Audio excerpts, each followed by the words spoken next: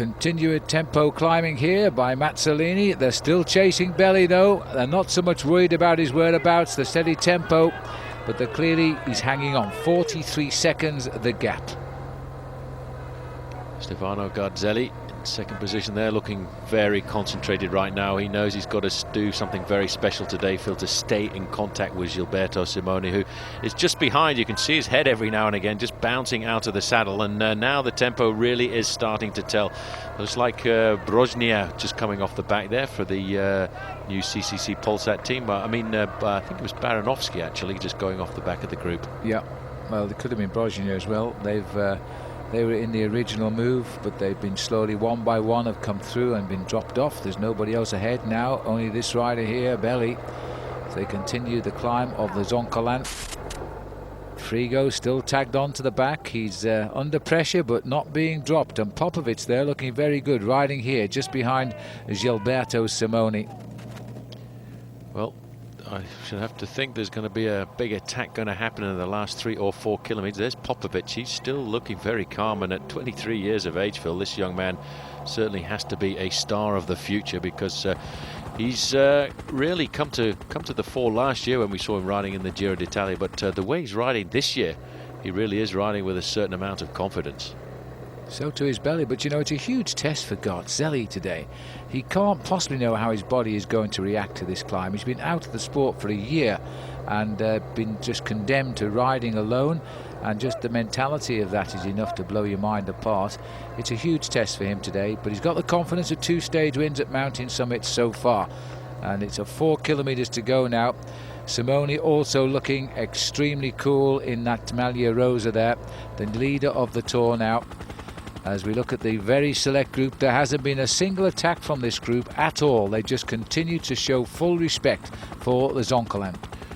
That's Eddie Mazzolini on the front. He's been doing an unbelievable job for his team leader, Stefano Garzelli. Andrea Noe, as always, we never see very much of him, Phil, but he's always there, always thinking about a high place in the overall classification. And I'm really impressed with Marco Pantani this afternoon, because he's just never really seemed in difficulty, and maybe he will have a little bit something left in his legs when it comes up to this final climb of the day. I remember this man back in 1993 when he finished second in the Tour, the Kellogg's Tour of Britain, and on that occasion I think he was the best young rider. Dario Frigo at the back end of the group is still holding on. There's Georg Tocznik, and so is his teammate there on the back for Fassa Bortolo as well, Kim Kirchen. Vladimir Belli, though, he's still holding on to, I tell you what, he's not really losing very much of his advantage either, because as he keeps going on up this climb, he's still getting the time checks hovering at around about 40 seconds. But this is, Paul, this is where it starts now. He's made that left turn. Oh, that's when he's going to start. His nose is going to start biting off the front tyre now. It's really the part when it kicks up to around about 14-15%, but it's really, once they get to the summit, it kicks up to around about 20% at 1 or 2 times as they get closer to the top of the Monte Zoncolan. A lot of riders in there from Fassa Bortolo. They really are doing a fairly impressive job, and Aitor González is for the moment still hanging on, which is really quite a surprise, because he's not really done very much at all during the course of this season. You can see there the pink jersey of the leader, Gilberto Simoni, is just dancing all over his machine. I think he's waiting for it to get very, very steep, and that's the moment he's going to then obviously try and make some kind of a move. They're now really getting to the grippy part of this climb here right now, and but I have to say, Phil, what a great job that this man Eddie Mazzolini is doing on the front end of that field for his team leader Stefano Garzelli. And this actually helps Garzelli, because it stops any change in rhythm, because I think that's the thing Garzelli is probably worried about, having had that amount of time out of competition. It's the change of speed, especially the kind of speed that a man like Gilberto Simoni can dish out on a race like this. Well, Simone's looking probably the coolest of them all in the group there, but let's not forget that Pantani is still here and must be gaining in confidence now that he's hanging on to the best riders in the race. That group has gone down in size, but it's still a very select group at this stage of the Zoncolan. We are now getting into a situation here at a minute 24 to Pavel Tonkov, so he's been unhitched from the group and has fallen back. And now Belli here is about to get on to the steeper parts of the climb.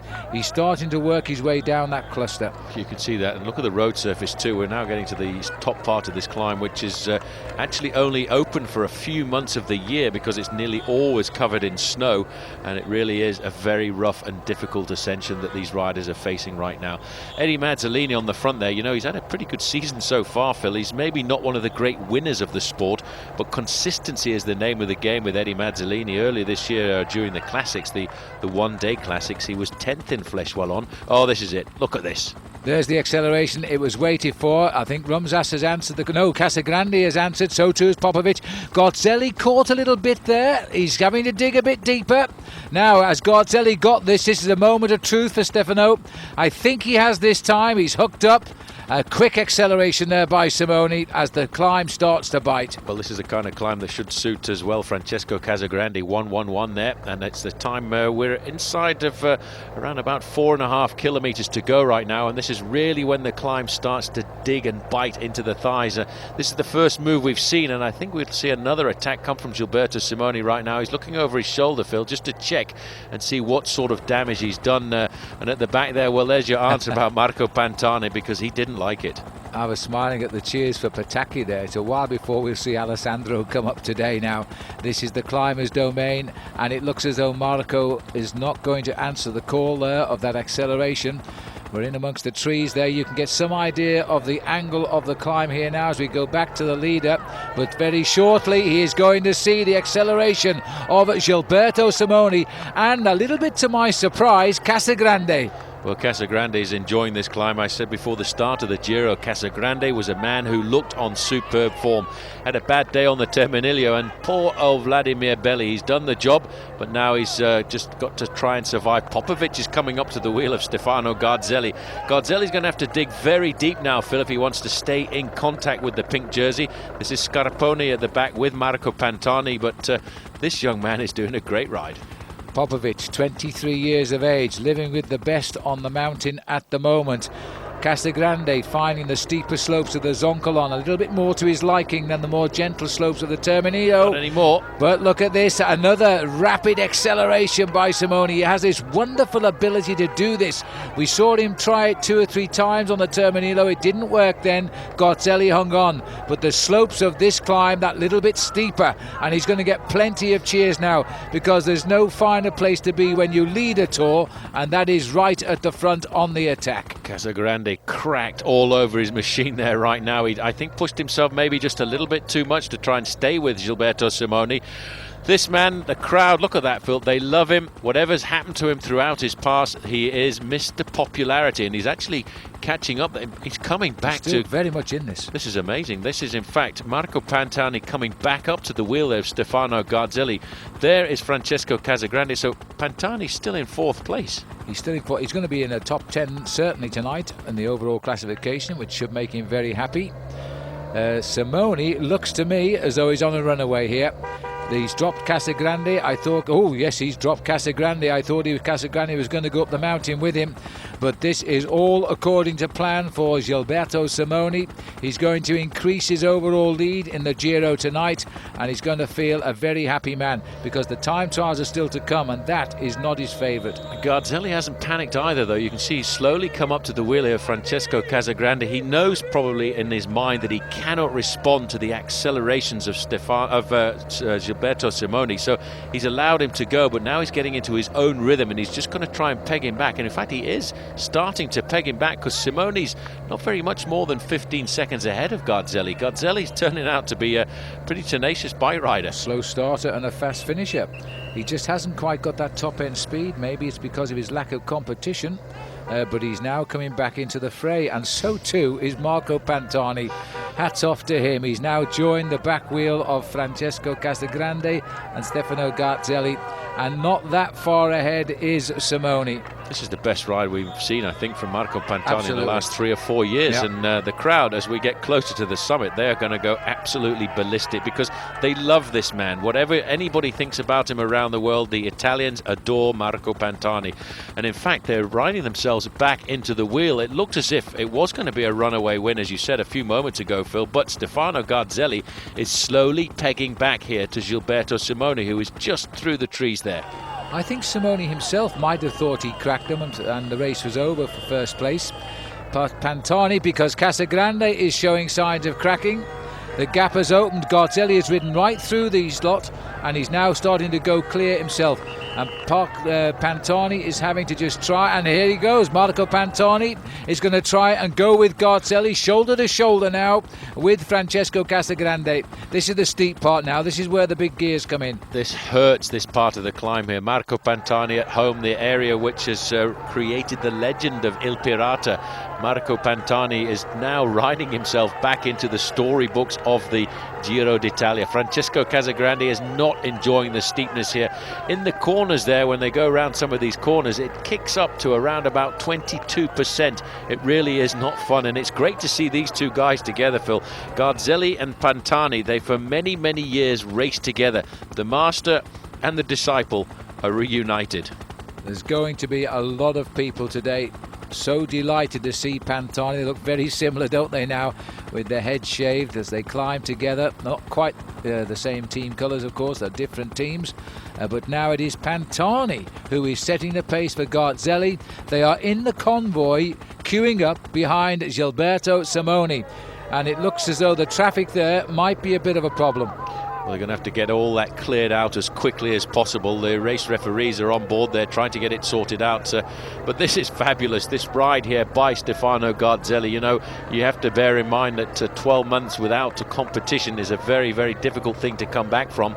And to see Marco Pantani also, kind of a comeback for Marco Pantani to the top end of the Giro d'Italia too. And these two men, if you blink and look at them, you'll not really remember which one is which. Well, hats off to Marco. Here he comes again now over the top of Garzelli to try and keep the tempo going. And back towards them comes Casagrande and Popovych.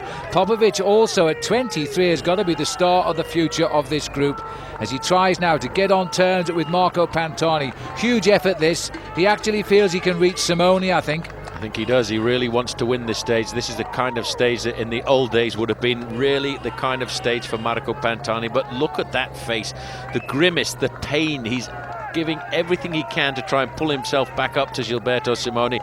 And with a ride like this, Phil, he's also moving himself high up in the overall classification. But this man just ticks away. It's up to them to catch him if they can, because he's got his own rhythm. He's sitting comfortably on that machine. He's the one with the advantage. It's a question of come and catch me if you can. All of the crowd here are all looking and shouting at Marco Pantani. They're being treated to, at last, a display by this man. Let's hope he's got his brain in gear now. All of his problems, physical and psychological, we would love to see behind him as he now climbs up towards the summit. 1 kilometre to go for Gilberto Simoni. Hasn't, I don't think, got the sort of time gap he had hoped for or appeared to be getting as he broke away, because he's been levelled out and neutralised a little bit. I think he'll be surprised by the fact that Stefano Garzelli has been able to stay that close to him on a climb like this, because Garzelli has never really been the great climber that Gilberto Simoni has. And look at that, the time difference between them at the kilometre flag there is only 22 seconds. He's still got a chance to open it out to 30 or 40, but this man on the front here, Stefano Garzelli, is certainly not going to give up at all. And it's a great comeback for Marco Pantani. And neither too has Francesco Casagrande lost all that much time, and Popovych, Phil, is going to climb himself right up into the top 5 or 6, I think, by the end of the day. Well, Popovych has been a high flyer since this race began, but he has never shown us his great legs like he's showing us today. He's confirming himself now as a man who could really take this race on, and a man who could really challenge the big favourites here. Pantani looking now where Casagrande, Stefano Garzelli is. He's right behind him as they come side by side here. They have fought this all the way. They've gone round. Remember Casagrande. Casagrande was coming back. Not too sure whether he is now. This is such a brute of a climb. They're in the lowest gear now. And again, another kick here and a quick acceleration. Pantani is trying to show us how he won those great mountaintop finishes in the Tour de France on the steepest climbs that the great tours have to offer. A quick glimpse there of Gilberto Simoni, the steepest part of the climb here. This is a beast of a thing to do to bike riders inside the last kilometre. It really does kick in deep. Simone's out of the saddle, he's got it into the right gear right now. When you look on the right hand side, you're almost looking at the terrible twins, Garzelli and Marco Pantani. They're both, I think, trying to urge each other on, trying to encourage each other. They keep going by, swapping the pace, going to the front alternatively, and that is what is preventing this man from building up the huge advantage that he thought he was going to get here on the Zoncolan. It's only by the efforts you really get a feeling just how steep this mountain is. This is the steepest part. They've got the lowest gears in, and the way they tackle these climbs, look at the dish plate here on the back of Popovych. It looks like a 26 or 27 he's riding. This is Casagrande. As he keeps on the wheel of young Popovych now, they are slowly but surely coming back to these two, and I'm a bit surprised about that, but Popovych is pacing Casagrande back to those two riders. Soon there will be 4 riders together chasing down Simone. They're not going to catch him. Simone's going to win the day and increase his lead. Look at that though, he's already been in the saddle for over 5 hours, and to put this at the end of a 5-hour ride really is a brutal punishment. Garzelli just wants to keep himself in contention because he feels he's the better time trialist, Phil, and let's not forget, if he can stay close to Simone, there's always the possibility he can switch the lead in the individual time trials. Absolutely. Now Simone beaten when he took the race lead by Garzelli, now looking for the elusive stage win of this year's Giro. I think he's got it this time. And of course, when you're already the leader on time, if you win the day, you must increase your lead. You'll get also the win bonus as well, as Garzelli has refused to drop out of this picture. It's been a real tough climb for him. It's hurt him all of the way. Look at his face, but he is refusing to succumb. A year out of the sport, and now he's fighting his way back in. Well, Marco Pantani too, you know, Marco Pantani has not won a bike race since the year 2000. On that occasion, he got himself 2 stages at the Tour de France. I think one of those was a stage at the summit of the Mont Ventoux. Garzelli digs deep right now. He's not going to catch back to Gilberto Simoni, but he's got a very good chance of making sure that he's limiting his losses here. Look at the way Simoni is breathing there. He's just trying to get as much oxygen into that body of his as possible. He looks resplendent in that pink jersey, and I think I caught a quick glimpse there of a pink saddle that he's riding on here this afternoon. Yes, that's in fact the physique saddle, which he designed himself at the Bio Research Centre in Milan. And it's a flexi wing saddle, and he's, well, he's not been in it too much today as he came up the mountain, but he is looking so strong now, so full of confidence as he climbs up towards the finish of what has been the biggest mountain climb in the Giro d'Italia. And it looks as though Gilberto Simoni can afford to smile now. First stage win, increasing his overall lead today. It's only a question as to be by how much, and Garzelli now racing away here to second place. I'm not too sure what has happened to Pantani, but Garzelli is coming up alone. Well, I tell you what, I'm absolutely impressed by Stefano Garzelli, because I'm sure that Gilberto Simoni thought he was going to get a much bigger time gap than what he's getting here this afternoon. Pantani still holding on, I think, to 3rd place on the road. No, he's been overtaken there by Casagrande, so he's dropped back, but still, it's a great ride there. As you see, coming up to the line, the clock stops at 34 seconds for Garzelli. Not too far back either for the 3rd place Casagrande, 39. And poor old Pantani just overtaken by Popovych. Oh, well, that's a shame, but he got 5th nonetheless at the top of the climb and has gained time on the vast majority of people behind him as well. But you're right, Paul, Simone may have won the stage, but he didn't sew the race up on this day. There's Andrea Noe, who was 3rd overall. He might just hang on if he can get up there pretty quickly to 3rd place. But Popovych can't be far off him now, and neither can Casagrande. He's lost 1 minute and 8 seconds, but of course that is to the winner of the day, which was Simone, so he hasn't lost that much time. Aitor González, a little bit further down, is also coming up.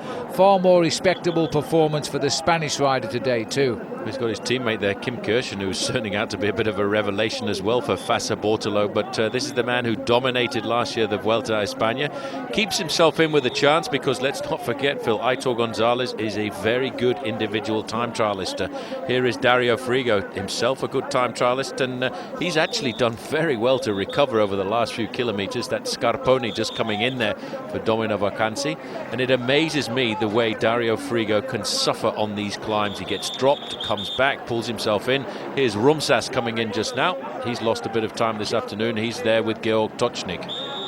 Yes, and these are the riders who've now really... There's Belly just crossed the line too, the man that set the pace up all of the lower slopes of the day. And Gonchar coming home as well. But here's the rider who has increased his lead today in the Giro d'Italia, Gilberto Simoni. 34 seconds he won by over Garzelli, 39 on Casagrande, and a minute 5 back to Julio Perez, the Mexican rider, former king of the mountains of the event. So the Zoncolan has made a few decisions, but not a clear leader. Simone just 44 seconds ahead of Garzelli. It was 2, don't forget. Noe 3 is in third, rather. Popovych is there now at exactly 3 minutes. So the same top 3, but the champagne is getting a little bit sweeter. And don't forget, we're heading the day after tomorrow into the Dolomites as well. So as we move on now, it's stage 13 for the riders, 149 kilometres. And we have 153 riders still in this race after 13 days of racing. So it's quite a big field still going along. We've only lost 16 riders in those 13 days, as the riders now head from Pordenone to Marostica. Well, Marostica, it's a fairly flat stage again for the riders as they cruise through Bassano del Grappa down on the way into Marostica. And it certainly should be a stage for the sprinters. But as always, we've seen plenty of attacks going out off the front of the bike race here at the Giro d'Italia. And once again, this looks as if it's Dario Frigo trying to get himself a win here. It is indeed Dario Frigo. We've had quite a few skirmishes, but nothing at all day really. Moreno Di Biasi picked up the intergiro, the in battle there between himself and Magnus Bäckstedt, with Gianvarada splitting him on this occasion. Fredy González kept his lead in the King of the Mountains as the third category climb of the day. He went over the top of that first, over Fortunato Ballion. There's been a crash here. Now this is a fall out on the course. And it's a pretty nasty crash too. It looks like one of the Tenax riders went down, and in the confusion a lot of riders are picking their way through the cars, and in fact that looks like Dario Pieri who's gone down there as well. He's gone down very hard indeed, and there's a rider who rides for Team Saeco. Let's have a look at it. Well, Pieri was in a very unfortunate position there. Ouch, oh dear me, he ran right underneath the barrier, but he looks okay. But the 3 riders fell there. It's just simply a high-speed crash. That is Oscar Pozzi, and he's blaming everybody else. It looks as though he's already fallen before too, because he's got his left arm bandaged. Back up to the front here now as they try to break clear of the field, and this looks to me as though we've got Frigo now trying to slip away to the lead. Well, in fact, somebody's caught him. It's Tocznik. That's Gage Tocznik's got with him. Well, he came through from absolutely nowhere there, because a few moments ago it was Dario Frigo on his own. Now this is very good. These 2 riders could survive off the front end of the group. Georg Tocznik is a very tough bike rider. He's a rider who over the years, Phil, has always promised to produce a star performance, but never actually been able to do that. He's always been in the high placings in the Grand Tours, never really getting himself onto the podium, and maybe this is the year that's going to change something for him. So a good tempo riding. The peloton cannot be that far behind. They might well stay away to the finish because they're working extremely well. This would be a nice win if Frigo could get it, especially after his tough ride up the mountain yesterday. At 5 kilometres to go though, the big mass charge is lining up, and this is a tough road to stay away on. That must be 4 kilometres now. They're getting themselves organised, and you know there's not very much more than about 15 seconds advantage for these 2 men over the rest of that group, and I think it looked as if it was the pink jerseys of Lampre were getting themselves onto the front end of the main field. We've got a time check running on that gap there at the 4 kilometre banner. We'll have an idea just exactly what their advantage. Well, there it is. It's not very much more than 10 or 15 seconds to me. No, and they're surely going to pull them in now. There's 18 seconds, they're still counting, but it's closing in very, very fast now. Look at the speed of that peloton through the trees there now. Frigo, I don't think, nor Tocznik is going to survive this one. They've just gone around that right-hander, change of direction now for the field as they start to run down towards the finish in Marostica. And a chance now for, I nearly said Mario Cipollini, we lost him a few days ago, for Pataki now to try and organise the chase. We've lost quite a few sprinters really, most of them with crashes. Galvez went as well, and that's a shame in many, many ways, because these days the sprinters can score on stages like this.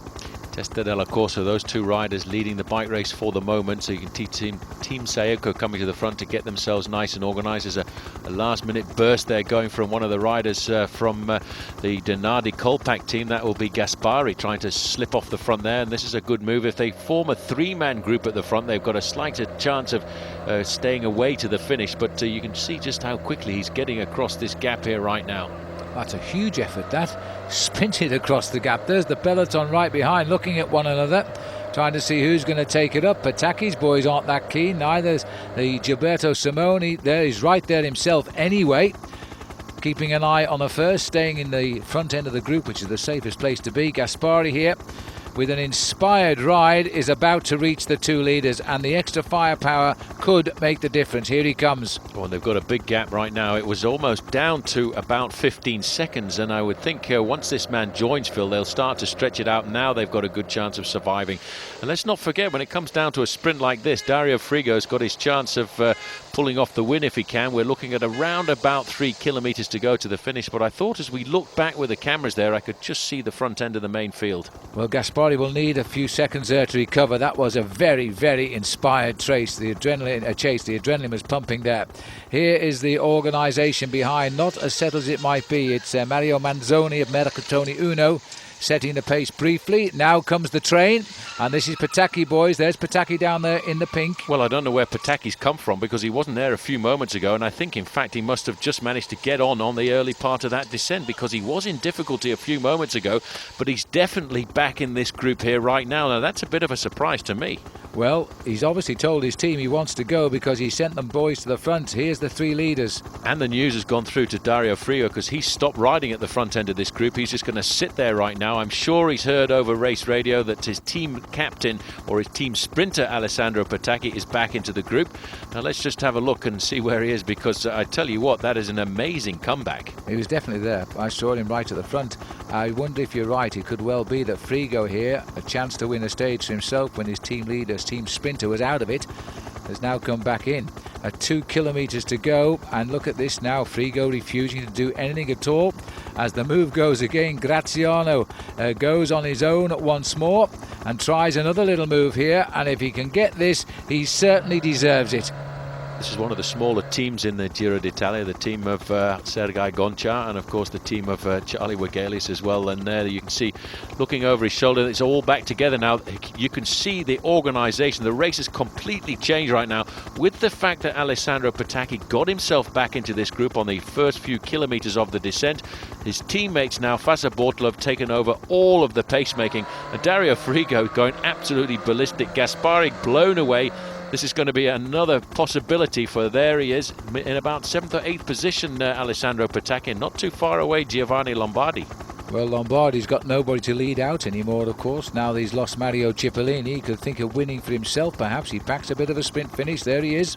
First man in the picture on the left, and 2 men behind him is the pink jersey of Alessandro Pataki. Well, I wonder if he's going to try and lead out Bernati, because he's the young kid that they've really been trying to nurture on this Domino Vacanze team, because Lombardi is actually riding in front of Daniele Bernati, and that may well be the situation. There you can see Lombardi. Right behind him is Bernati, the new kid on the block, and then not too far behind there's the Ciclamina jersey of Alessandro Pataki. Now 3 wins already, Alessandro Pataki, don't forget. No Mario Cipollini to take him on now, and this should give him a clear run, but watch out for Giovanni Lombardi as they start to launch now. Here comes the one-on-one, the final lead out, but this time Bernati is sitting on the wheel there of Giovanni Lombardi, and they swing up to one side here now, and a final huge lead out coming here for the youngster. And now can he move over? He'll have to go quickly because Pataki's already gone. Pataki didn't even wait for Lombardi to move over. Pataki leading there, a good length clear of the field, and he got it. And I think that was a little bit of inexperience by Daniel Bernati. He should have gone early, and that was a good ploy by Pataki. Didn't wait for that last man on Domino Vacanze to organise the sprint. He went too soon. 4 wins for Alessandro Pataki. It's amazing what 12 months can do, because a couple of years ago this man was overawed by Mario Cipollini, but the way he's winning the sprints now, Phil, he looks like Mario Cipollini. He's winning these sprints by 1 or 2 bicycle lengths. Look at this, straight down the middle. Challenge me if you can, because I'm just going to be a drag strip racer right the way to the line. He's got plenty of time to get himself the victory salute right up in the air there. But watch out for Daniele Bernati. I think give him a bit more experience. And look at that, the victory salute there showing us win number 4. Well, the sprinters just love to do that as they come to the line. The whole peloton here. Robbie McEwen way down in the bunch. Never got even up near Pataki, and he said he's going home tonight. He doesn't want to go into the Dolomites tomorrow. Now he's off to prepare for the Tour de France. Remember, disqualified from one stage, but he came back and delivered a couple of good victories as well. You see that yellow jersey in 3rd place? Stefano Garzelli getting himself a time bonus. This guy's not going to give up. Good point. Absolutely good point. A few seconds. That means he will have altered the overall classification by just about 8 seconds. All smiles. Gilberto Simoni still a race leader, and he won't worry too much, I don't think. Not with the mountains returning, his favourite terrain tomorrow.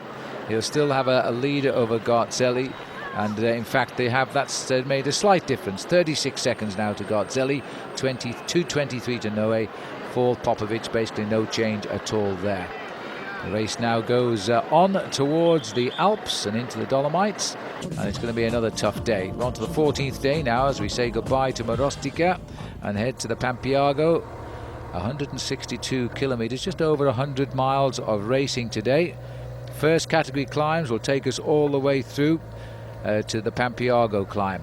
It's going to be a tough day, and it's up to Simone now to see if he can keep on coping with Stefano Garzelli. There's the contour for you. We finally climbed to the finish at the Alpo di Pampiago, having crossed 3 first category climbs in between. Well, the big difficult climbs of the day are first of all the Passo di Rolle, followed by the Passo Valles, and then the Passo di San Pellegrino. But that final climb up to Alpe di Pampiago is a very difficult climb, around about 8.9 kilometers of climbing and 9.6% the average gradient. And we're now looking at 10 kilometers to go to the finish. 10 kilometers to go to the finish. Fredy González has been over the top of all 3 first category climbs together, in the lead rather. So he keeps his lead in the King of the Mountains competition as we now line up for the last climb of the day. These are the leaders at 1:47, the group. Well, you can see just moving through there was Sergei Adviev of the Landbau Credit Colnago team. They'll be looking after their man. And this is the moment again, Phil, where it's hats off. There's Vladimir Belli. Testa della Corsa once again for him, trying to get himself a race-winning situation. He's a fabulous bike rider, always prepared to go out on the attack. I've been a professional since 1992, and he's always raced at the very top end of the sport. Just a moment there when I thought Grishenko, I think it was on the phone.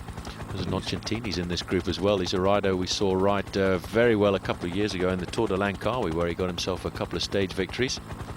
And but I tell you what, Phil, when you look at the drilled Saeco team on the front end of the main field, you can see that they want to try and set something up for their man Gilberto Simoni. Not too far away from him though is Stefano Garzelli, in a very cheeky move yesterday when he got himself 3rd place in a bunch sprint to get himself the 8 seconds, and Eddie Mazzolini wasn't too far away from him either. I think it's a good sign if you're looking for small time boats like that. That's a good sign that you're far from giving up the chase here. There is Garzelli now seeking out the Maglia Rosa of Simone and doing well. It's a very big peloton that because we've come over these 3 first category climbs, but for some strange reason it's yo-yoed, all come back together again. It's just this breakaway on at the moment, but it's manageable as they now face up to the climb to the line.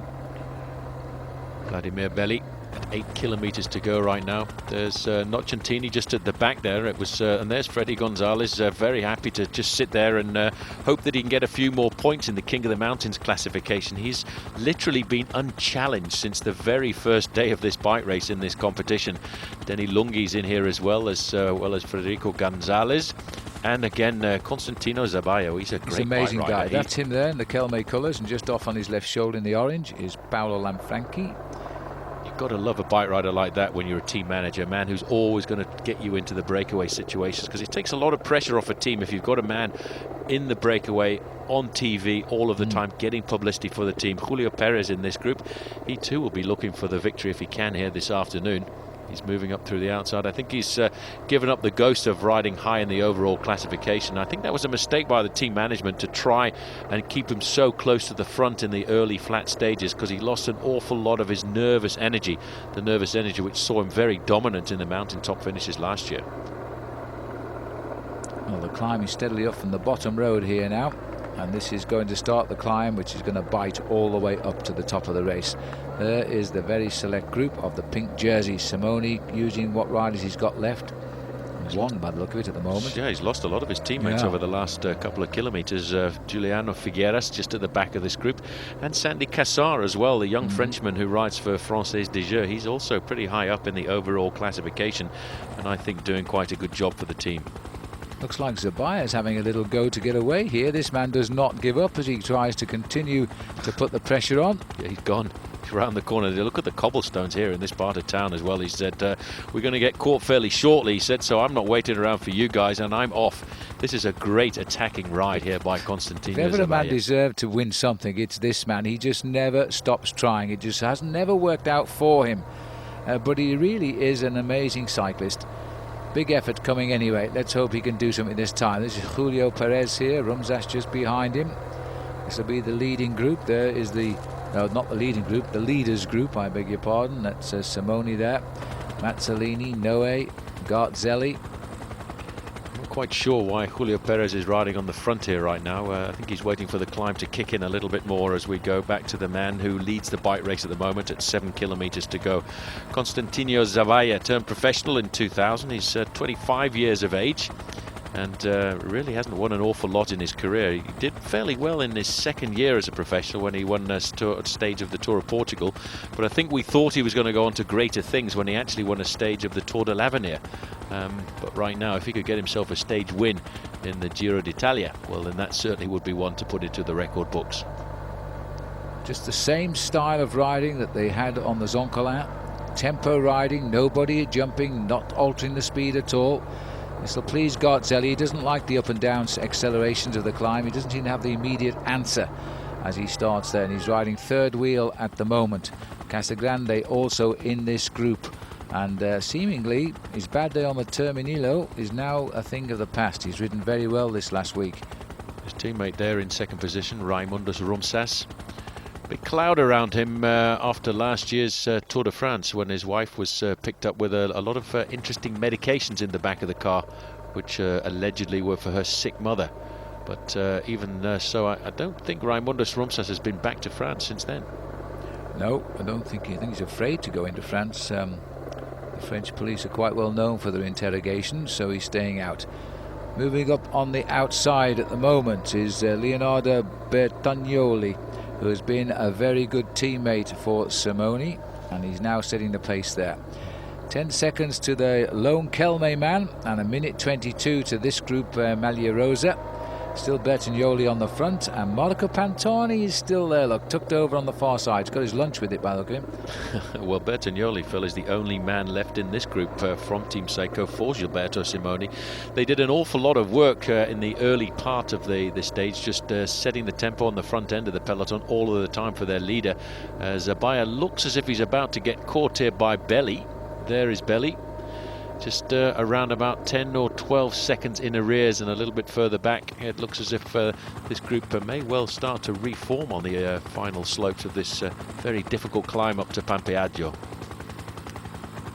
Well, how many times have we seen Belli try to perform and always get caught as well? These are the two, I don't like to say big losers, because they're certainly not that, but the men who try hardest and don't get the full deserves of their efforts. But Belli having another go, and slowly but surely he's pegging back Constantino Zabaya. But the news is that everybody else seems to be slowly but surely crossing the gap as well. That looks like Perez down there, judging by his style. Oh, it'd be Paolo Lanfranchi, because this is the leading group, isn't it? As they start now to try and close that gap. And there was Nocentini. I think he's going backwards actually, and the other man up there as well who will be disappearing will be Denny Lungi. Fredy González, well, I don't think he's too bothered right now. I think he just wants to consolidate his lead in that King of the Mountains classification. But Belli once again looking for a race-winning situation. Look at this. Simone's no teammates left now, Phil, so the best way to do it is to accelerate and get rid of as many passengers as possible. Well, this is amazing because he's come right to the front. He's got rid of his whole Saeco team. There's nobody here, and he's still got such a huge group as well. Scarponi's still here, Rumšas, George Tochnik. Off goes the helmet of Julio Perez. Popovych has climbed right back, and right behind Popovych is Garzelli. A bit surprised at the attitude there of Gilberto Simoni. Admittedly, yes, he doesn't have any teammates left in the group, but he really should ride a little bit more defensively, especially when there are so many other riders in the group. Moving up there, you can just see this is Kim Kirchen once again. He's having a great ride here in the Giro d'Italia. He'll be trying to stay in contact as long as possible with his team leaders, men like Aitor González and Dario Frigo. But that acceleration, it really has put the cat amongst the pigeons. He's got a split. The first time we've seen it, but every time Simone does this, he always gets rid of somebody, and he's now got an interesting split. But the big boys don't seem to be having any trouble following the pace. This is Pelazzotti. Now, where is he? I think just off the back. We get a chance if we can just swing forward. He is a man who was put into difficulty on the Zoncolan, but Gilberto Simoni got his usual shadow here with him, Phil, Stefano Garzelli, and this is amazing. I'm surprised that this acceleration here is doing so much damage to the group, because we have not really hit the very difficult part of the climb. The difference between Vladimir Belli, who's now decided to go it alone, and the group of Gilberto Simoni is just inside of 1 minute. Now, as we look down the mountain, remember the majority of these riders still at the head of the race are in the original breakaway of 15, which has been thinning out dramatically over the last hour or so. That's Popovych giving us a smile. Here's Rumšas, and here comes Marco tagging on to the back, and that's becoming quite a select group at the front now. Fredy González has been picked up too. Now, I'm not so sure he can hang on to the back of Marco Pantani. The King of the Mountains leader continues to do well. He's scored maximum points today on the 3 first category climbs, Fredy. But again, he's gone out on an attack. That's the way to stay consistent. Go out and get the points, and don't rely on the finish. Pantani really suffering a lot today there. Look at that's a very strange pedaling action. You mentioned it a few days ago, Phil, and it really is rather bizarre the way he points his toes down at the bottom end of the circle, and I wonder why he does that. It really doesn't look very comfortable at all. We're inside now, 5 kilometers to go for the leader, Vladimir Belli. And still he's holding on to around about a 45-second advantage. But once Gilberto Simoni et al. Begin their acceleration, you can see that time gap is going to get wiped away pretty quickly. 7 men. Oh, and 3 more coming on, making 10 as they start now to continue their way through. The gap is closing all of the time. Clock running at the moment for Belli, and is this going to be an attack from Julio Perez? Popovych is feeling a bit twitchy. An acceleration by Popovych. Now there's a sign of confidence now. Yaroslav Popovych and Simone there, anxious to get out of that little block of riders in, I think, to close down this gap. Now this is interesting. The Lambo Credi rider, who comes out from this team based in Holland at 5 kilometers to go, is becoming quite a star. 42 seconds. This really is a good move, and you just have to shudder when you look at his age, Phil. 23 years of age. He was a great revelation last year, but Simone said, that's enough, boys. You can have a little bit of a play if you like, but I'm number one. I'm the boss. And look at that now. Well, Popovych got hit at the wrong time. That's why Simone may have gone, but there was no reaction. In fact, it's Popovych himself who's found the reaction and the strength. So take your hat off to him, because he's gone across that gap as quickly as he could, and nothing at all from Garzelli. He's had to stay there. Pantani and Julio Perez, nothing. Well, there's Pantani at the back of the group. On the front end of the group, Eddie Mazzolini had actually made a comeback into this group, and he's now pacing Stefano Garzelli. There's Pantani recovering onto the wheel of Andrea Noe. Once again, Noe, he's always there. He never really does very much in the bike race, but he's always a man who it's very difficult to get rid of. This is a great move by Popovych there in second position. He's just joined Gilberto Simoni, and Simone must be wondering, well, who is this guy? I know he finished 12th in the Giro last year, but he's only a kid. He is indeed, but he was well known here as an amateur because he spent all of his time racing in Italy, and then he signed up with the team coming out of Holland. But of course they do ride on Colnago bicycles, and Ernesto Colnago has a lot of good things to say about Popovych, I can assure you of that. There was a buyer just on the right hand side. You'll get a chance to see the front end of this bike race right now as Gilberto Simoni goes by with Yaroslav Popovych, and that would leave, I think by my calculations, just one man in front, and that would be Vladimir Belli. There's Francesco Casagrande and his teammate Raimondas Rumšas, Julio Perez there in the orange jersey, and Georg Tocznik in the white jersey of Gerolstein. He's actually doing a pretty good job, Phil, of moving himself quite high in the overall standings here. He's riding a solid race, just a little bit into the second echelon. This man has been dictating affairs here. Simone knows he's got to keep on getting time in these mountain stages. He's not the best time trialist in the world. 4 kilometers to go. I think this is the first time we've seen him actually grimace. It's the first time he really has suffered. I think he was a bit surprised because when he went to the summit of the Zoncolan, I think he expected to get a much bigger time gap over men like Stefano Garzelli, and in the back of his mind, he must be slightly worried about the individual time trials to come. Let's not forget there are still 2 40-kilometer time trials to come before the end, and the first rendezvous is going to be tomorrow, and that's actually slightly longer at 42 kilometers. He needs to get time between himself and Stefano Garzelli because he realizes Garzelli is the superior individual time trialist. Well, he's playing his cards exactly as he sees them right now. Popovych has caught him with a terrific show of determination. Doesn't even have any strength to give him a hand. But Simone is a climber who likes to dictate the pace. He doesn't seem to worry when riders sit behind him. And he just continues to climb. There's Belli, still up front, remember. We've caught Zabaya now. Massive crowd here as we head up into the Dolomites. Popular hunting ground for the Giro d'Italia, and this time he's detached Popovych. Another acceleration. This man is a pure climber when he can lift the pace like he does. He's never happier than when the race is at the finish of a big mountain summit, and that's where he really has the chance to build on his overall lead. He consolidates on the mountaintop finishes and then defends in the other terrains. This is the Gruppo Garzelli, the group of Stefano Garzelli there on the front doing all of the pacemaking. Raimondas Rumšas just sitting there in that group as well.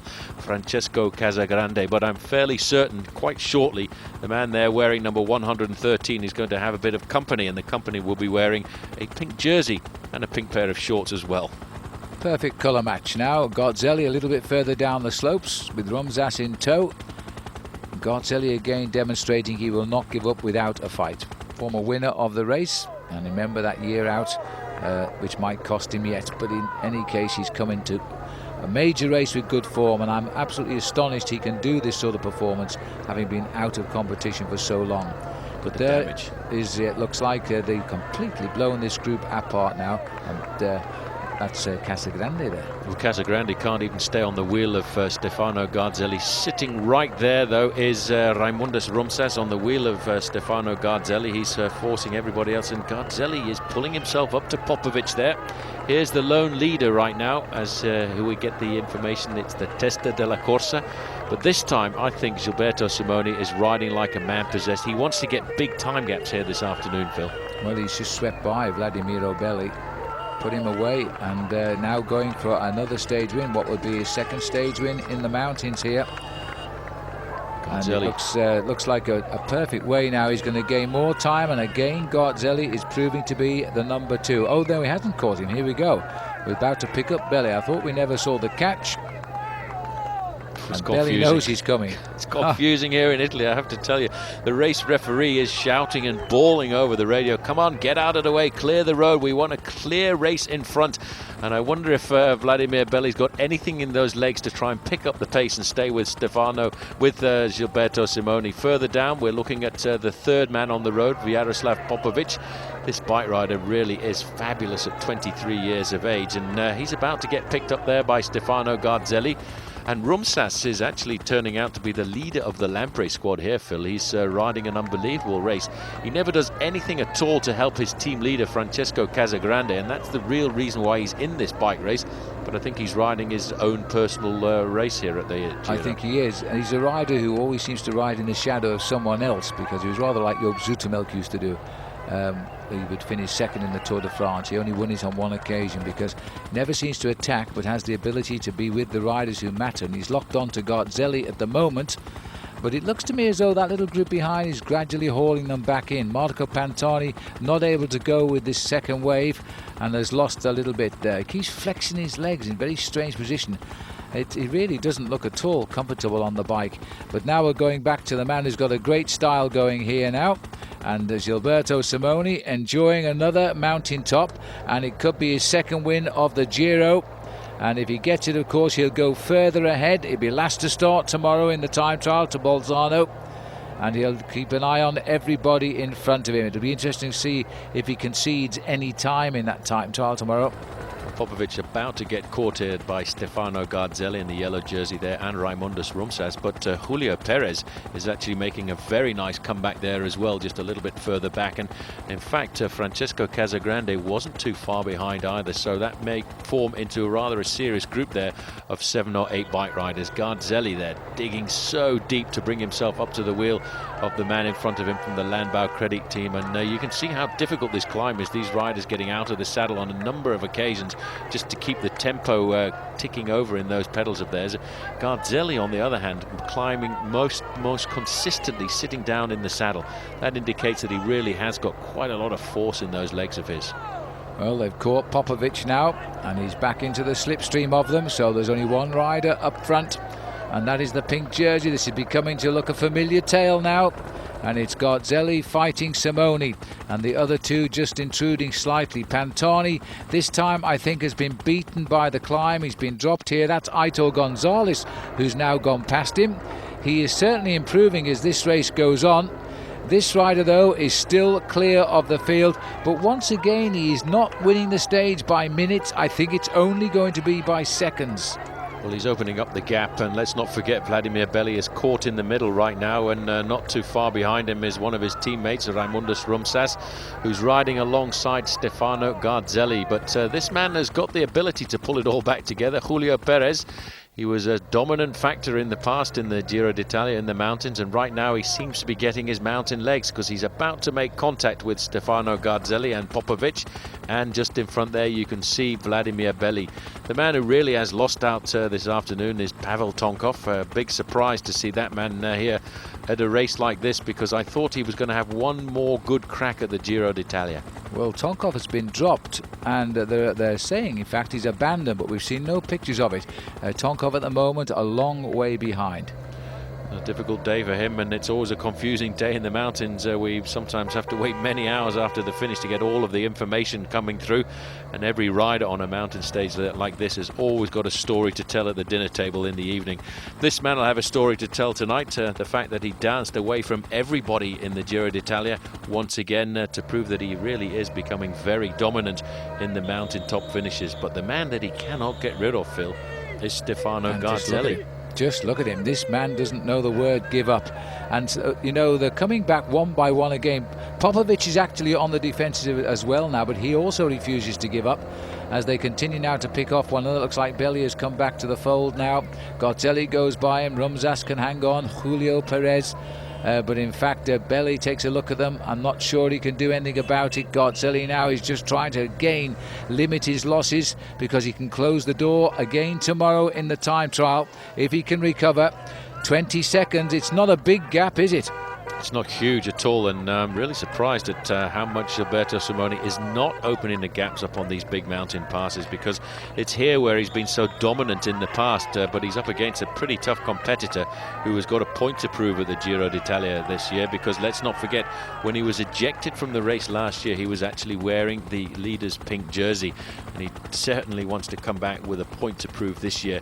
He's a tough man, and to be 12 months out of competition, there's Belli just going off the back, to be 12 months out of competition, to come back in right at the top end of the sport is a very tall order for anybody.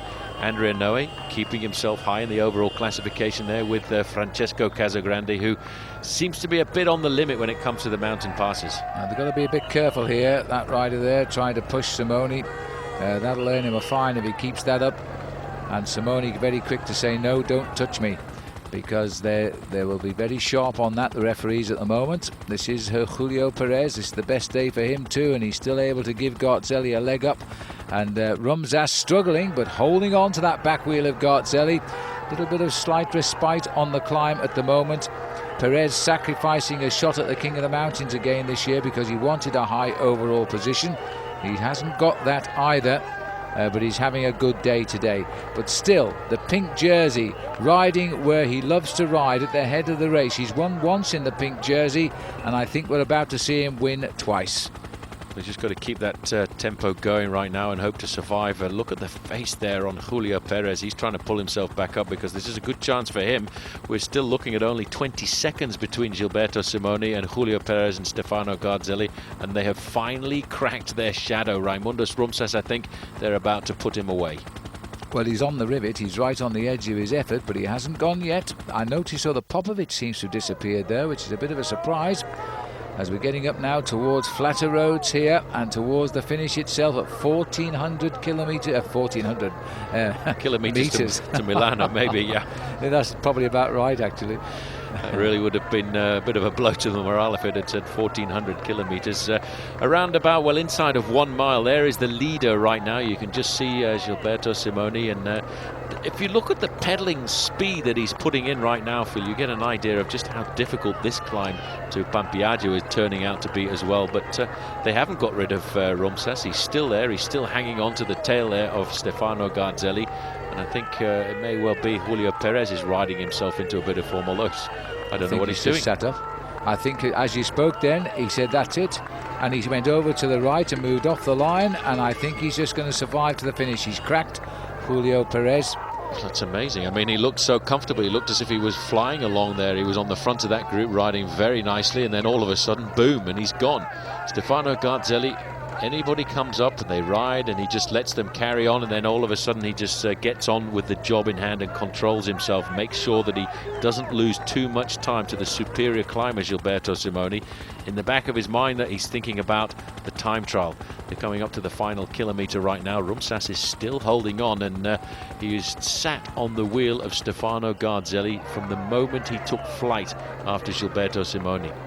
Well, this is going to be a most satisfying win for Simoni, but again he's going to look back and realise, I think, that he hasn't got the huge time gains that he expected. Even so, a win is a win and a gain is a gain. And you have to say that Garzelli has never asked for any assistance, and look at that, Perez sat up and he's come back. Very strange. You can go through a bad patch like that and recover and pull yourself back into the bike race, especially if you're a climber, because a climber cannot really ride at a consistent pace on a climb like this. He needs to accelerate and decelerate, changing his rhythm all of the time, whereas Garzelli, 185 there, is riding basically on sheer power right now. He just keeps ticking over. He's probably using a slightly bigger gear than anybody else.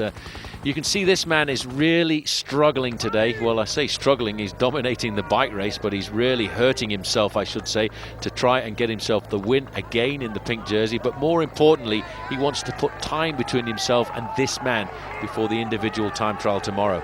Oh, well, he's really hurting Garzelli, this one. And there's Rumšas hanging on as well. This has been a dual battle between the chasers here, but this man, remember, disqualified last year when he was third overall in this race. He later won his appeal for drugs and was exonerated, but that didn't stop, of course, him being kicked off the race at the time and a chance of winning it then. He's making no mistake now, and this is the face of Francesco Casagrande. I'm not sure where he is on the field on the climb, but he must be in the top 10, otherwise our cameras wouldn't have found him. And now it looks as though Simoni can prepare here to take his second stage win as leader of the Giro as he comes towards the top of this climb in the Dolomites. The gap is not big. It's not very much more than about 250, 300 metres over Stefano Garzelli and Julio Perez. Still in contention there, Raimondas Rumšas, who has been sitting on the wheel of Garzelli all the time.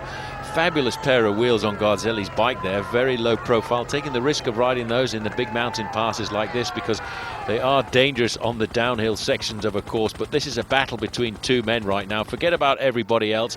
It's this man, Gilberto Simoni and Stefano Garzelli. This is going to be a race all the way to the finish in Milano. Nearly 5 hours in the saddle today. It's been a pretty long ride for these riders through the mountains. tomorrow I won't find it quite so tough as we head down to Bolzano in time trial formation. Not a lot of time to recover, is there, from these efforts today? Simone desperate to take time here in the mountains. He expects to lose a little bit of time in the time trials. It's going to be tough. Garzelli is still showing tremendous defiance here. And Rumšas has done nothing but follow. He's obviously at the limit too. He's struggling as we get into the tunnel here now. Quite an interesting little picture that makes here. These are the riders in second and third place on the road. Once again, Julio Perez has been dropped. That really is quite remarkable. He's on and off the group here like a yo-yo. But for the moment, we go back to the man who is going to get himself the second stage victory at the summit of a very difficult climb. And I wonder what he'll think about the time gaps that he's achieved. Because I think, Phil, he probably wanted to get slightly more time over Stefano Garzelli than that. Gilberto Simoni won on the Monte Zoncolan, the steepest climb of the tour. Now he's going to win here at the Alti Pampaggio. He'll make the most. A massive crowd who's travelled up to the summit here on what is a lovely day, and they're seeing the Maglia Rosa of the Giro d'Italia bring the riders home for the second time in this race. He's still completely committed here. He's fighting for seconds, and I think he's only going to get seconds. And the clock will start just about now. 4 hours, 46 minutes and 42 seconds. That really hurt him. Look at the face on him there. The man just coming up alongside to catch him. As we see now Stefano Garzelli, and still sitting on his tail is Raimondas Rumšas. And I wouldn't be surprised to see Rumšas try and come by him here. And that's not a very gentlemanly thing to do. No, well, I hope he doesn't. But you know, there's no love lost here in the battle for high places. And in fact, Garzelli says, oh no you don't, I'm not making all the work for you to take the prize off me. And with that acceleration, he probably gets a 1 second time gap as well. Garzelli in, 35 seconds down, 36 we'll say for Rumšas. Julio Perez, and look at the late rush by Popovych. He fights all the way to the line, doesn't he? And he just loses it by a length on it. So Perez will get fifth, fourth rather, Popovych fifth. And Andrea Noah, I think, at 56 seconds has done enough, certainly, to hold on to third place overall.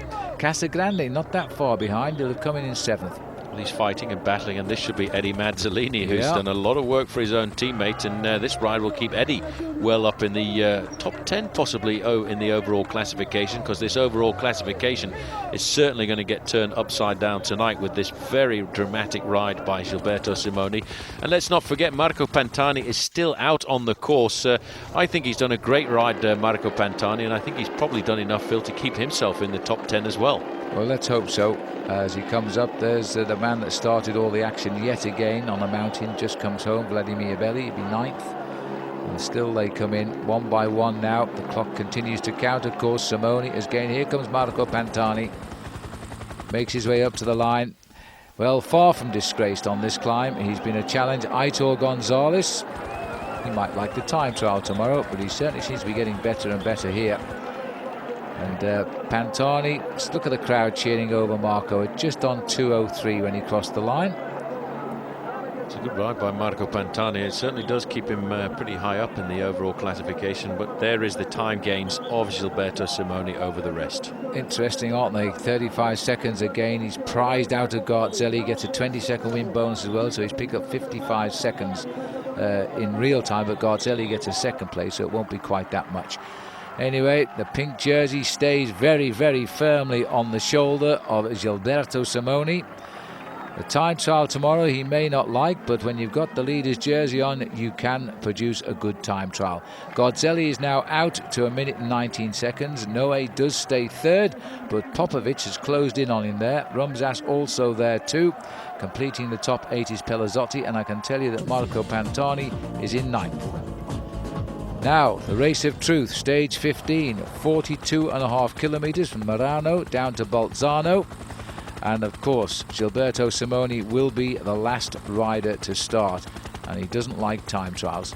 This is the situation at the moment. Magnus Bäckstedt has come in well inside the hour with 55 minutes and 24 seconds. We haven't seen anything of Bäckstedt, but he is riding superbly this year, and he's riding well for the intergiro. Well, one of the reasons Bäckstedt went out very hard in this time trial, Phil, was in fact there is an intergiro point in the time trial as well. It was after the first few kilometres, so Bäckstedt went out on a very fast start to try and get himself the time bonus there for that intergiro competition.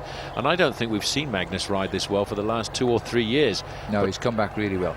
But now we're looking at the men who are looking at winning the individual time trial. Aitor González has been in the saddle right now for just outside of 19 minutes, and he's about to catch here the man who started right in front of him. He's setting best time at the Czechs. He's gone through the 10 kilometres time with the best time so far. And he is a good time trial rider. Won the Tour of Spain last year. Just caught Julio Figueras there, who's ahead of him in the overall classification. Dario Frigo is also putting in some pretty fast times out on the course. These two men supposedly the leaders of Fassa Bortolo for a high place in the overall classification, but they've both already lost quite a bit of time in the mountains. As they can't recover enough in the time trial, that's for sure. Simone won't be too worried about the performances here of the top riders, but we're seeing now Française de Jeu come home. Sandy Kezar, man of the future, but he's not having a great ride here. He's actually gets up amongst the front runners, but he falls away. There's the time, and he's still through the cobble streets here at Bolzano. Sandy Kezar sprinting up, and it's going to be a good time. It's going to challenge Vladimir Duma's time, his third best time on the board, and now Sandy Kezar is third best time. Garzelli in the start house. Well, I reckon he's got a very good chance of pulling himself back up to being very close to Gilberto Simoni in this individual time trial. He's opted for a full disc wheel in the back there. A difficult road surface out here for this time trial as we go back towards the finishing line, and Aitor González is charging in, and it looks like it might be a new best time here. The time he's got to beat is that of Magnus Bäckstedt, but it's still a long way to the line.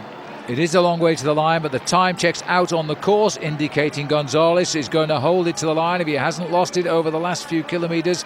It's 10 kilometres since the last time check, but he gets the best time. 46.7 as we now see the start of Gilberto Simoni. He knows the time to beat is that of Aitor González at 54.33. That's not bad for 42 kilometres. Well, I don't think he's going to beat Aitor González, but that's not what's in the back of this man's mind right now. He knows that he's not one of the great time trialists of the sport. He's made the foundations to his pink jersey on the mountain slopes. What he has to do today is ride defensively and make sure he doesn't lose too much time to the man on the left-hand side of the screen there. This is Stefano Garzelli up against... Oh, look at the way he's going around those corners on the right there. He's really taking risks. He's got to keep himself... right up at the top end of the overall classification, but you know, on a time trial course like this he could lose a bit of time. Dario Frigo is not going to beat his teammate Aitor González, but that's still a pretty good time. It's going to do a lot for the Fassa Bortolo as a team. He's going to slot it in possibly in third place if he can finish at a flourish. We expected a good ride off Frigo, but he's slipping. Yes, 55.56. He's taken over third slot. It was a good ride by Dario Frigo, but it's a strange style that he's got there. He's a very powerful bike rider. González now leading Bäckstedt and moving into third place there, Dario Frigo. But I think more importantly, Phil, is the battle out on the road between the two men in the top two positions in the overall classification. Stefano Garzelli, and I think we're looking down here, in fact, on Marco Pantani. Well, I don't expect him to do too well in the individual time trial. That's always been his worry when he was even winning races like the Tour de France, how much time he could gain in the mountains to defend in the individual time trial sections. But Marco is up to the top place in the top 10 at the moment. Kilometre 10 here. Simone is arriving. Now let's have a look, because Simone comes through. The clock hasn't stopped yet. Garzelli is up on him, 11.59. Garzelli came through here in 11.40. So it's best part of 20 seconds he's conceded there, Simone. I think that's probably what we expected. Popovych is doing a pretty good ride too, Phil. Let's not forget this is a man who is slowly but surely climbing himself up in the overall classification. Only 3 wins as a professional bike rider, but look at the way he's going round these corners, and he actually looks very good on the machine. He's rock solid right in the middle there. Now let's check Marco Pantani here. Pantani has actually done a very good ride, because Pantani could get himself into the top 30, and that's a lot better than he would probably have expected. Well, I think he's done a great. I think he's got some tremendous form. He's really determined. He's riding a Super Giro. Pantani coming in 58.05 at the moment. That's a good time. Good time, 19th place at the moment, and that is not bad at all. And look at the face, looking quite relaxed. Now this is the time check here at 32 kilometers covered, and Popovych has got himself well into the top 10 there. He's a minute 28 off the time set by Aitor González, but this man is much more at home when we come to the mountain passes. Stefano Garzelli, in fact, he's actually not looking all that good to me, Phil, because if you look at him, he's obviously using a very big gear. This is the result at the finish line. Still Aitor González with the best time, and now the next man to come in is going to be Gjord Točnik. This is a good ride from Točnik here. He's not a bad time trialist when he's in a good position in the overall classification. Another man who's going to come in with a good time. He's challenging 8th position and should just about snatch that on the line. 56.25. So that's 8th for Točnik. Now Popovych out on the road here. Is running with the best. It's not a great time at the moment, but he's pretty much in the top 7 or 8 riders on the road, and that'll keep him right up on the overall classification.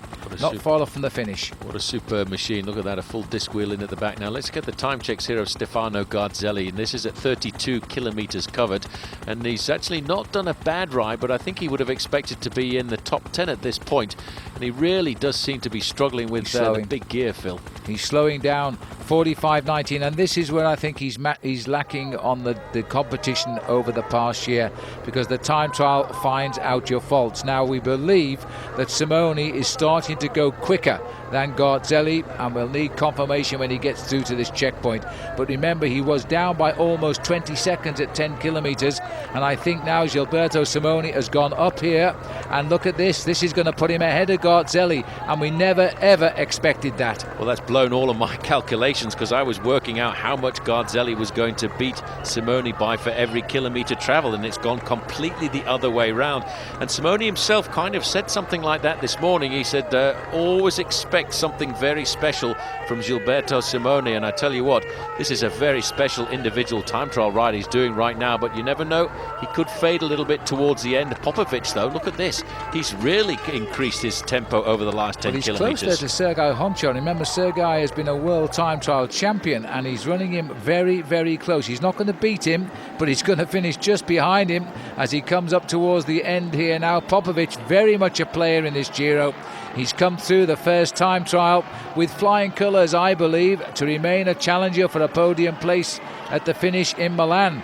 He's coming up, he crosses the line, 6th best time, 56.09. Now the two big men out on the course. Garzelli was in front after 10 kilometres, is now behind with just less than 10 kilometres to go. Well, this will be a blow to Stefano Garzelli, because he, I believe, thought in the back of his mind he was going to pull back some serious time on this man. He's got a pretty violent position there, and he's in fact been in the wind tunnel on a couple of occasions, Phil, to try and aerodynamic his body a little bit better than it was in the previous years. But Stefano Garzelli, well, he's done a good ride, but it's not as good as I think he would have expected. No, I think he would have expected to be right up on top of the leaderboard, challenging the time of Aitor González. He's way off that. 56.52, 12th time only for Stefano Garzelli. Only one rider left to finish now. He was up at the last check, and if he finishes with a better time than Garzelli, then once more he will have increased his overall lead on a day. Surely Simone never expected to do that. There's the time of Homchar now as the clock starts to count him down. But he's not going to reach the 12th time of Garzelli, is he? So Garzelli can look at 13th now, because Simone is coming in with an outstanding ride for this man. It's really going to be his tour if he keeps up this sort of performance. The crowd are cheering him all the way through the streets of Bolzano. And Gilberto Simoni, there's Popovich's time.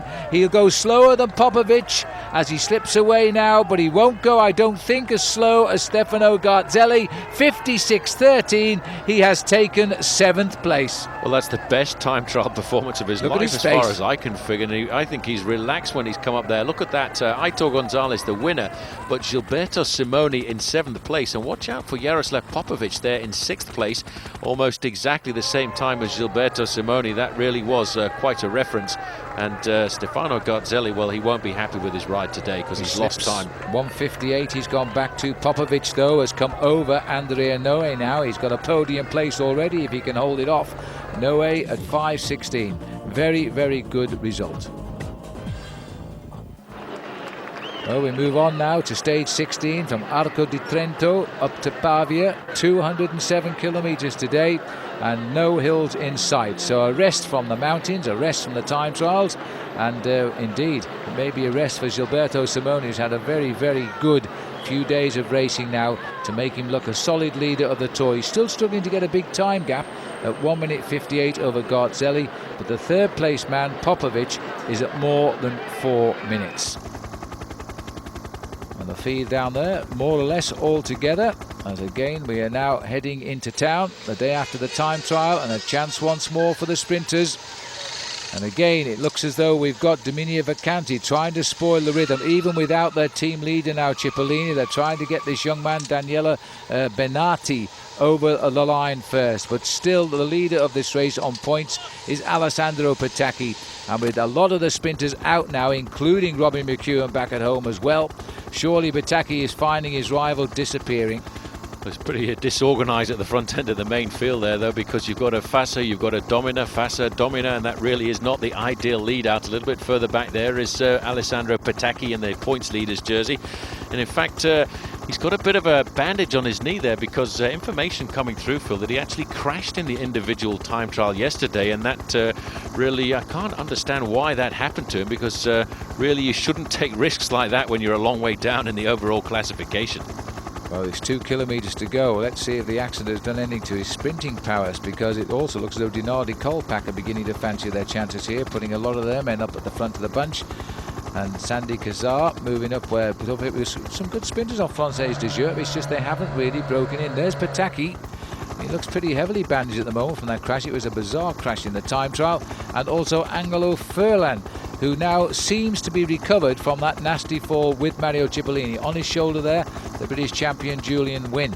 Well, Julian Wynne getting his chance to ride a 3-week Grand Tour, and he's actually done very well. He's well at the front end of the main field, and that's Magnus Bäckstedt there as well in the blue jersey. He's taken over the lead in the intergiro competition. He's got the blue jersey of leadership there. Now then, Fassa Bortolo in complete control, and the speeds at the finishes here in the Giro d'Italia on these sprints are quite remarkable. We are touching 55 kilometers an hour right now as we charge under the Flamme Rouge. 1 kilometre to go. The sprinters have it, but which one will get it? Furlan has tried to break in, and it's the first time he's really found his sprinting legs since that accident. But he's going to have to do a lot of work, because again lining up there, fifth wheel, and there comes Julian Wynne having a real dig as he goes to the finish. Julian Wynne. Now Furlan started to move and fell back onto the wheel there of Petacchi and Eisel, and they're lining up now behind as Julian Wynne has tried to go, which will be on the right of our pictures. We see them coming. But right now it's Dinardi trying to lead them out here, and again Lombardi. Right on the wheel there is Jimmy Casper in the mix as well. We haven't seen him for a few days, but Lombardi's going to try and lead it out for Benati here. Now this is the best lead out man in the world. Excuse me, get out of the way. This is a nasty bend again at the Giro d'Italia. They're all round nice and safely. In third position there's Alessandro Petacchi. As they line up for the line now, Jimmy Casper sitting behind Petacchi. He has a chance, but they're all trying to go now. Now Petacchi has opened the firing again. Is this going to be win number 5 as he goes out on the far side? Casper's taking him on the left, but Petacchi holds him off, and that was a close one. Jans Verada again, he might have got over the top of Jimmy Casper, but there is no doubt there that Alessandro Petacchi has increased his lead on points. He now has 5 wins in the Giro d'Italia. Well, that's remarkable. Just look at the injuries. Don't touch me, please don't touch me, he's saying. His back is ripped up as well, you know. It's not just his elbow and his knee there. He was really hurt in that crash yesterday, and it was the most bizarre of crashes. And I can't understand, Phil, a guy who is a sprinter like this would normally not even think about taking risks in an individual time trial. Maybe he was just carried away by the Ciclamina jersey. Well, it all went wrong for him yesterday. It went right for him today, though. Let's have a look at the sprint again. That's Casper coming up there as he goes over Benati. Benati just not quite got the strength yet. Only a young lad, and he slips away as Casper. The best finish we've seen from him. He's been leaving it to his teammates until today, and he gets the better of Zverada on the left of our picture as well. Well, that's really a brave and courageous move there by Alessandro Petacchi, Phil, but he really is turning out to be a phenomenal sprinter. He can win from any which way he wants, from the front, from the back, and nearly always straight down the middle. Look at that. He actually wanted to salute there, Phil, in victory, but he actually couldn't get his arms up. He really must have been in a lot of pain. Well, I would think so, and well, it's proven though that once you see those finishing banners, if you're a sprinter, you just put your head down and go. He really is unstoppable just now. He'd never won a stage of the Giro, always beaten by men like Cipollini until this year. Now he's got 5 victories in one hit. Cipollini back at home, of course, still recovering from his injuries of a few days ago now. So there's the situation overall. No change amongst the leaders, same order as before. 1:58, still the advantage of Gilberto Simoni as the race now moves on to the 17th stage, and we head away from Selle Italia to Asti. 117 kilometers the stage, but I suppose Simone at the moment enjoying the moment. Looking a pretty solid leader right now. He should have lost time in the time trial, and he didn't. So 117 kilometers today, just a third category climb, La Rosetta, after 70 kilometers, and then it's head down for the finish again. Watch out for Alessandro Patacchi, I would suggest. Well, I would suggest he's now really setting himself up as the man to beat. And these kind of stages, these short stages like this one from Selle Italia all the way down through Castagnole, Monferrato, down into Asti, are very rapid stages. But I tell you what, I think Domino Vacanzi have got a lot of confidence in their new man Venati. They want to try and get him the victory, and if he can, it may well be that they're going to set something up rather special for him. But it seems to me maybe today, Phil, they've changed their tactics, because right on the wheel of Alessandro Patacchi there is Giovanni Lombardi. So it may well be they've decided to let Giovanni have his chance at trying to get himself a stage win. Well, Fredy González won the third category climb, by the way, ahead of Fortunato Balliani, and that's keeping him in the lead in the King of the Mountains competition. Bäckstedt got the intergiro, so he stays in the blue jersey there, and the breakaway by Martin Vastia of Tenax has come to nothing now. And it looks as though Française des Jeux taking a little bit of confidence in the fine sprinting yesterday of Jimmy Casper. They're getting the men to the front today. Carlos de Cruz in second place there. Jimmy Casper just slipping down the line. If you're going to get a team to lead you out, you have to stay on the wheel of your teammates there. Moving up there is Marco Velo for Fassa Bortolo, and Jimmy Casper just bumping shoulders a little bit with Alessandro Patacchi. Well, that's not a good thing to do, because Patacchi's about twice as big as Casper. And remember, Patacchi's still feeling extremely sore from his fall, and he's having a word with Casper, I think, because he's got the wheel of his teammate Marco Velo and he wants to keep it, and Casper trying to psych him out just a little bit. 2 kilometers to go. Kelly Gobi moving up there for Dinardi Kolpak in the light blue jersey. A lot of confusion coming onto the front end of this main peloton, and it is a full lead out here from the Dinardi team. There is Jimmy Casper. Look at this. We'll have a look at that just one moment ago. This is not a very clever thing to do with by Jimmy Casper. His team came up to the front, then all of a sudden he's bumping shoulders there with Jimmy Casper. Now Domino Vacanzi trying to take up the pacemaking once again. I think today, Phil, they're going to try and swap it around and not give the chance to Giovanni Lombardi. After all, you know, in the past he's won stages at all of the Grand Tours, and maybe this is his turn to try and get a stage at the Giro. Well, maybe this is his chance, but watch that pink jersey there. He's getting roughed up a little bit by Jimmy Casper, and Jimmy's still in the mix at the moment as they head up now to what is the big sprint. It's a massive pack this time along the road as they now line up into the last kilometre here now. Now Patacchi is on for a 6th win, and he won't get too many more chances left in this tour. He has a massive lead in the points competition anyway. There is Casper down there on the side now of Angelo Furlan, but they're a little bit far down the line here. Sharp right-hand bend, a little bit of a speed wobble as they make that swing around the corner. Patacchi's coming off on the 3rd wheel here now. Casper's still in the play just behind him. This is going to be a tough line now. Final lead out coming from Marco Velo this time for Alessandro Patacchi. Giovanni Lombardi still in the mix there. Right behind him is Angelo Furlan. Casper's still there, not far away, but he's holding his final sprint. Here comes a move at the outside, and that's not Casper. In fact, I think that's Isel who's gone up on the outside.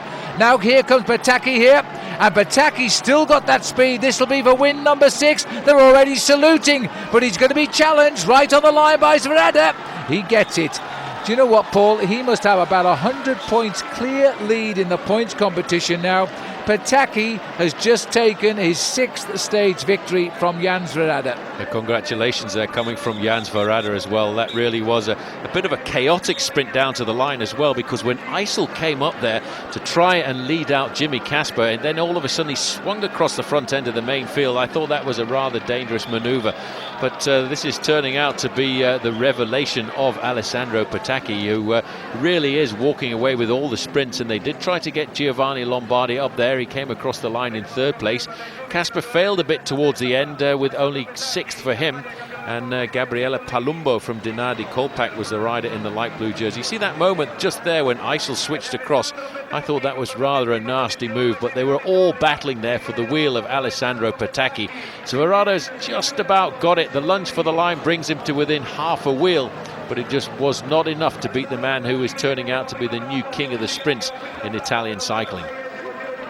So he can't do a thing wrong, and once you get it right, you just keep on getting it right. So Alessandro Pataki now has 6 stage victories in the Giro, and that was despite the presence for a while at least of the world champion Mario Cipollini, who got 2 for himself. McEwen got 2, but of course those riders are now back at home.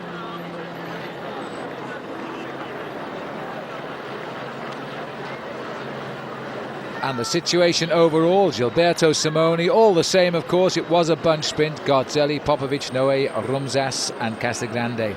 But the man of the moment there was Pataki. Here we are, all smiles, Gilberto Simoni, and well he might be. He's still looking extremely strong and making no mistakes on the silly stages, shall we say, while he's making all of the right decisions on the difficult stages. Well, he might be strong on the bike, but he seems to be struggling when it comes to opening the champagne bottles there.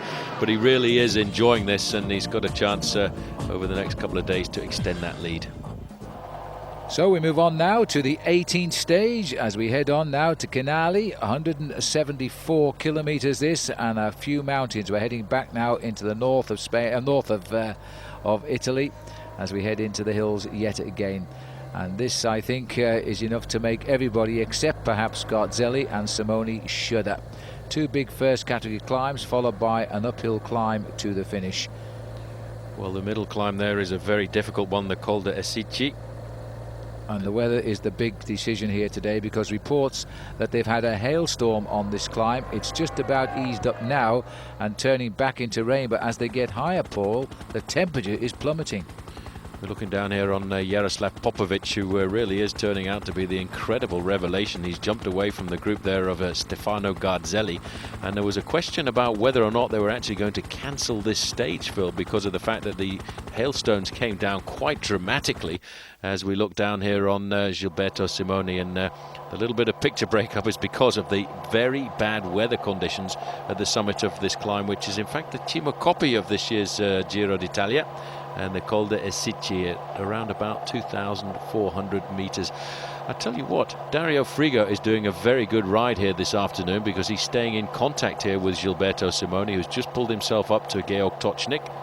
And right on the back, this man who stays with him all the time, his teammate Phil, has done a brilliant job looking after him here this afternoon. And we're looking here at Alessandro Spezialetti, who is, I don't know how he's been able to stay there with his team leader for as long as he has been doing, but it's amazing when you're leading a bike race how the team can turn around. Well, this is a big test now for the strength of these leaders when the weather turns as nasty as it's turned. You can see it looks as though it's been snowing, but in fact that was a hailstorm that came down and deposited all the ice on the road. It's eased off and it's turned a little bit more to rain now, but it's very, very cold. And for the first time in this Giro, we're seeing some real bad weather. Actually, you can see that hailstones piling up on the road there, and it will actually make it very difficult indeed. It reminds me back to the old days over the Gavia when Andy Hampsten built the foundations for his win at the Giro d'Italia. It was a day like this, and a lot of the riders wanted to stop and have the race abandoned, but not Andy. He just got on with the job and built up a huge lead and held it all the way up to Milano. I think actually this, Phil, is actually rather dangerous right now. I've ridden races like Paris-Nice when there's been snow on the road. You see how the riders there are just keeping into the middle of the tracks that have been worn away by the cars that have gone in front of the race. And I would think if it's like this once we go over the summit, it could be rather a precarious descent. Well, we're up at 7,500 feet right now. It looks like snow, but believe me, it isn't. It was a hailstorm, and it just absolutely threw it down. All I can say is thank heavens it came down before the riders arrived at this point, because that would have put a whole different complexion on this race. The brave cyclists who come up to watch on their bikes are going to have a very cold descent. But again, you see the great tactical sense of Gilberto Simoni, always at or near the front. He's in absolute control here.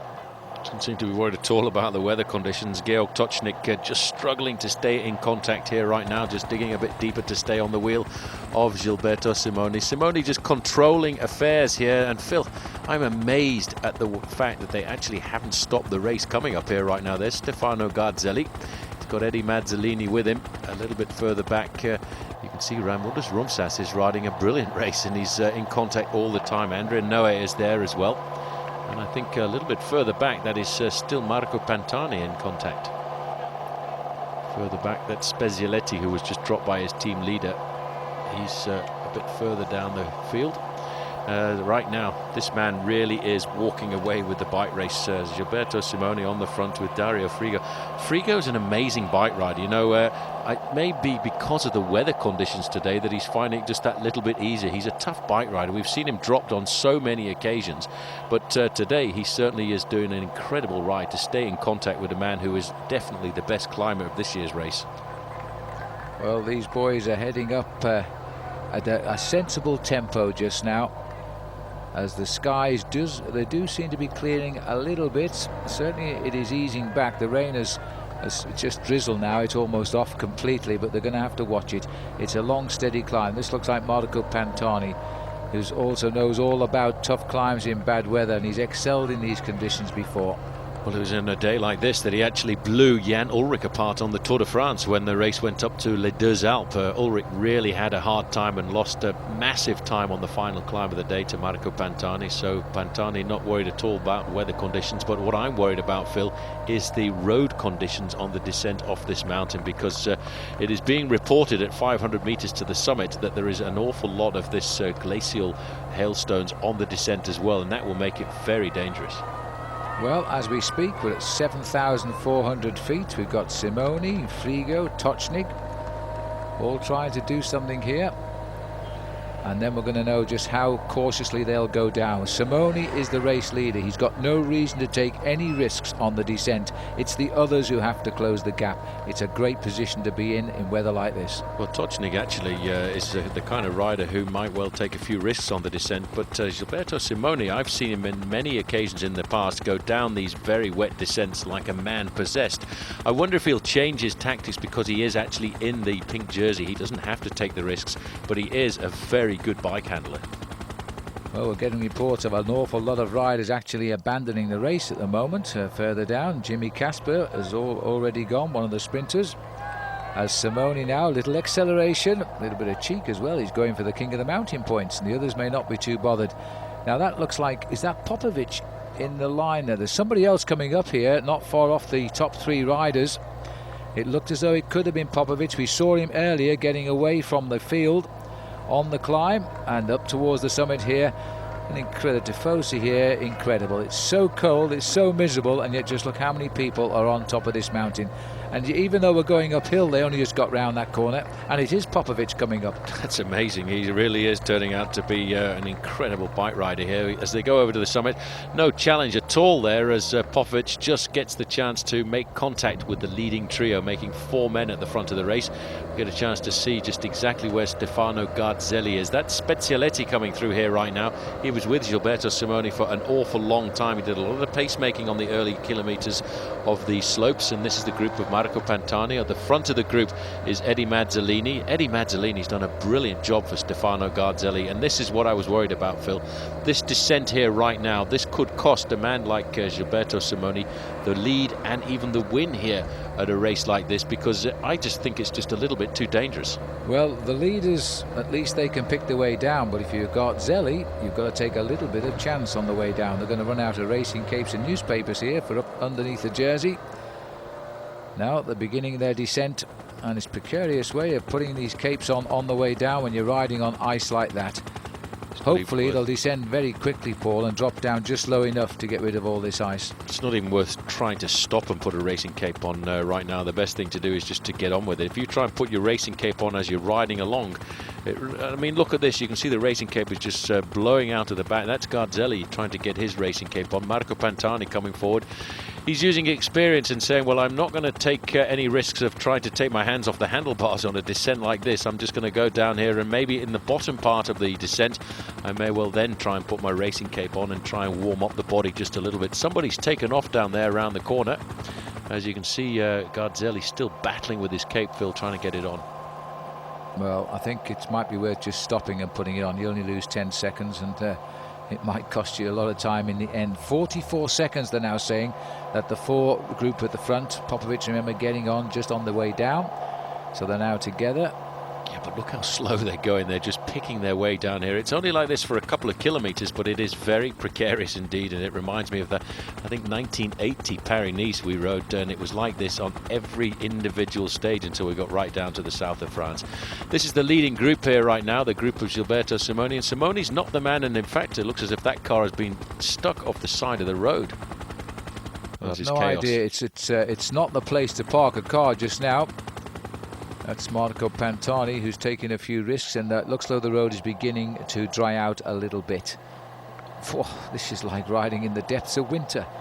Really is remarkable. It's horrendous. If you're a little bit of a nervous bike rider, it really is not the ideal situation to be in. This is Spezioletti. He's caught in between the two groups right now, and you really get a chance to see how bad these weather conditions are here at the summit of this very difficult climb. Well, the top of the finish at Chiali, it's reported clear and sunny, so let's hope it stays that way, because there's nothing like this. They really got caught here, and this side of the mountain obviously got the brunt of the storm, and this all fell not very long ago, so it's very slushy, it's very cold, the air temperature, and it seems to be a lot more than a couple of kilometers too, because we could be riding in the depths of the winter right now. It could be a preparation race for the World Cyclocross Championships. But this, the Tour of Italy has been through days and much worse days over its history than today. But the riders are very wise. They're not taking any chances. The race at the moment somewhat neutralised, I feel. Somewhat neutralised, but I tell you what, look at this. This is Spezioletti. He really is not enjoying this descent at all, and the picture breakup due to the fact that these weather conditions really are quite atrocious. That's Raimondas Rumšas there with Marco Pantani. They've in fact stolen a march over the group with Stefano Garzelli. A little further down I would expect to see Spezioletti in there somewhere, and probably round the corner the pink jersey of Gilberto Simoni. It's very difficult up here at the moment, and very, very cold indeed, and a lot of riders taken by surprise, and I would think a lot of the spectators, because this storm came in from almost nowhere. It wasn't even predicted. Well, it looks as though we're getting out of it. There's now no sign of the snow, as these cars are wisely lying off the riders while they go down precariously. I always take my hats off to the cameraman and our motorbike rider too. They're going through the same purgatory as the cyclists, and our cameraman still has to look to that little lens and not look at anything else, and he looks at black and white images as well. Well, Popovych went round there first, followed by Frigo, and in fact you could see Gilberto Simoni was backing off just a little bit. He realizes he doesn't want to take any risks at all. There's Georg Tocznik. He's a very clever bike rider. He's now, I would think that we've got to the slightly better part of the descent. I think he'll pick it up and try and reintegrate those two men just off the front. But for Popovych, he's got nothing to lose. He could actually move himself way up in the overall classifications, but he's got to outfox this man first, the man in the pink jersey, Gilberto Simoni. And what a day this has been. Popovych has flown the coop. Well, this is a great move by Yaroslav. He came up, remember, but left the group on the way up, joined just after they went over the top. Nobody was in any hurry over the top, and now he's making a bid for victory. He's still got to make the last finishing climb. He's got 36 kilometers to go when he came over the top of the mountain, so he's probably around 30 kilometers right now from the finish, but the last climb is more or less 20 kilometers uphill. I'll tell you what, it's a bit chaotic here trying to keep up with the bike race as well. This is definitely Popovych who is leading the race. He's only a few seconds ahead of Dario Frigo, and not very much more than that ahead of Gilberto Simoni and Georg Tocznik. And it looked as if Marco Pantani was actually about to make contact with the group, because I thought I saw a group of two riders only 10 or 50 meters behind. There's certainly two riders chasing, absolutely right. I saw them as well. This is Simone. He's a good descender, Simone. Not afraid of a few risks when he has to make them. There's Specialetti. Doesn't look such a sharp descender, does he? He's very worried about this descent as the cameras struggle to keep him in focus. So important on a day like this to make sure you've got exactly the right tyre pressures in, because if your tyres are too hard, well, you just cannot keep your bike on the road on a descent like this. A very technical descent that we're looking at here right now, and if you miss the corner you get a chance to see just how far you're going to go down. Popovych, Testa della Corsa, the front end of the Giro d'Italia here this afternoon, and this man really is a magical rider for the future. 23 years of age and already riding with the experience of a seasoned professional as he goes down this mountain on what is going to turn out to be one of the epic days, I think, of the Giro, Phil. Popovych, let's hope he can slip away. He deserves a victory. He's certainly been a big player in this race. Ernesto Colnago, who provides the bikes for the team, said he's one of the nicest guys, and he predicts he's going to be the next superstar in the world of cycling. He's got plenty of time to take his place in that ranking because he's only 23. Around the corner there, you see Gilberto Simoni is backing off quite a bit here. He doesn't want to take the risks. He realizes that he could lose everything on this descent, having ridden a sensible race so far, always been at the front of the peloton throughout the flat stages, built his lead up in the mountaintop finishes, and right now he knows that all he has to do is just consolidate his advantage here on stages like this, and he's now facing up to one more very difficult mountain stage. I think he's more worried about Stefano Garzelli than anybody else in this bike race as he just picks his way down this very technical and difficult descent. It is rather a dangerous descent, even accentuated by the fact that the rain that came down at the top of the climb was filled with hailstorms, and it really did make it quite precarious on the first couple of kilometers of that descent. Thing is, this is such a narrow descent here. Nice piece of countryside in high summer when the sun gets through, but very, very difficult and technical. And the riders feeling they've got a chance here to improve. They don't know what is happening behind. Riders are now spread over about 40-50 minutes over the actual stage, so they don't know where everybody is as they try to now file their way down the mountain. Well, this is a second group on the road here, and I'm not quite sure exactly who is in this group. It looks as if Andrea Noe is a little bit further up the road in front of us here, and around the corner it looks as if it's one of the CC Polsat riders as well, but even the motorbikes are having a hard time staying in contact with all the individual groups because this part of the race, look at this, I think Simone is actually suffering from the cold, Phil. You can see him shaking his arms there just to get the circulation going again. And when you're as fit as this man is right now, your body fat is down to around about 4.5%. So on a day like this, when it's really exceptionally cold, not much more than 4 degrees Celsius at the top of the climb, this man will certainly start to feel the cold a lot more than some of the other heavier built riders from the north of Europe. Yes, the climbers often do feel the cold more than the sprinters, but Simone is just keeping Popovych in his sights here. 16 days in the Maglia Rosa, it says there. 5 stages won over history. I think it's just as well these riders are split up because this is a very, very narrow road, and as you can see we're in a little bit of mist here. Now that's probably because the air temperature is beginning to warm a little bit as the sun is beginning to come out now, because you can see the shadow there, so that's probably what's causing the slight fog. So life should get a bit more pleasant before we start the last climb up the mountain. It certainly will, and we may well see a general regrouping, but Gilberto Simoni, don't let this rider get too far off the front, you know, because he could find himself moving well up in the overall classification, and I think that's probably what's in the back of his mind here this afternoon. He's actually thinking about causing a surprise in the race here, because he's turned out to be a very solid rider in the climbs. If he gets to the bottom of the final climb of the day with a minute's advantage, could be a serious race on the hands of Gilberto Simoni. There's Simoni just coming back now to Dario Frigo and Georg Tocznik, and sensibly he's not taking the risks that I've seen him take on some downhill sections in the past. He certainly has. He's not afraid of pulling everybody out. Oh, there's a crash here, and that's Garzelli. I think it's Pantani. Pantani just sitting in the gutter there, and this is a dangerous moment when there are riders coming down all over the place. That's I think that's Mazzolini who's come up there as well. That's Eddie Mazzolini. Yep. Well, Pantani looked as if he was pretty badly hurt there. Garzelli got up quite quickly. Well, it obviously came round that left-hander. Our cameras were there only after the impact. They've overshot the corner. Garzelli and Pantani.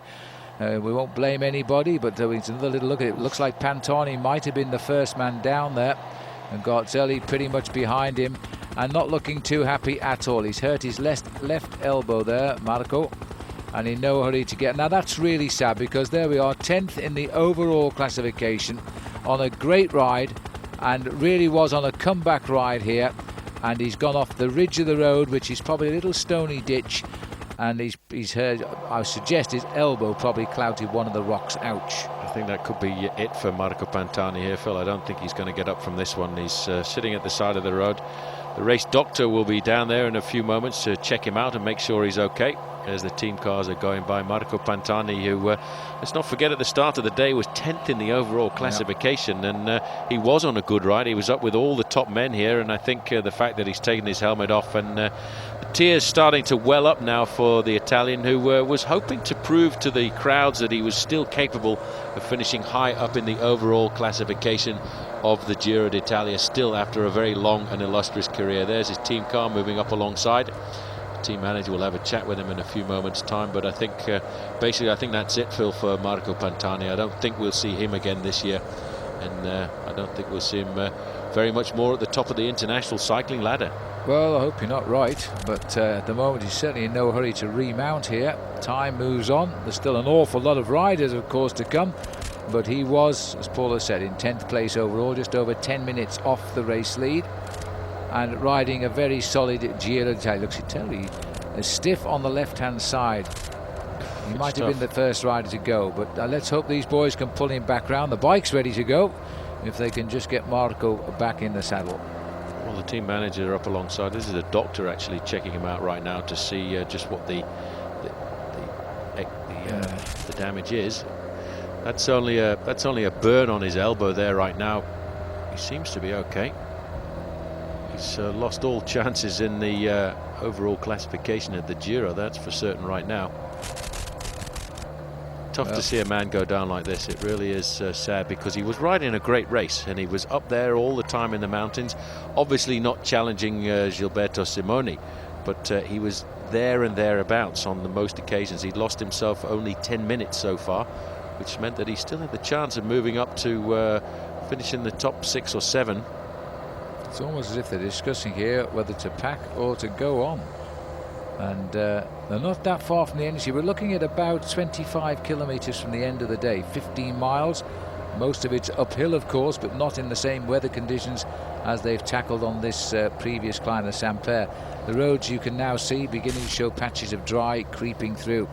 That's Tocznik and Simone, and there's two riders up here now in front of Simone. Well, that's going to be Popovych and Frigo. I would suggest Frigo has made the junction with the rider who leapt away just a little earlier on. There at 15 kilometers to go. There's not much difference between Gilberto Simoni and those two riders. As we go through that banner, the clock will stop and tell us that it's just 16 seconds.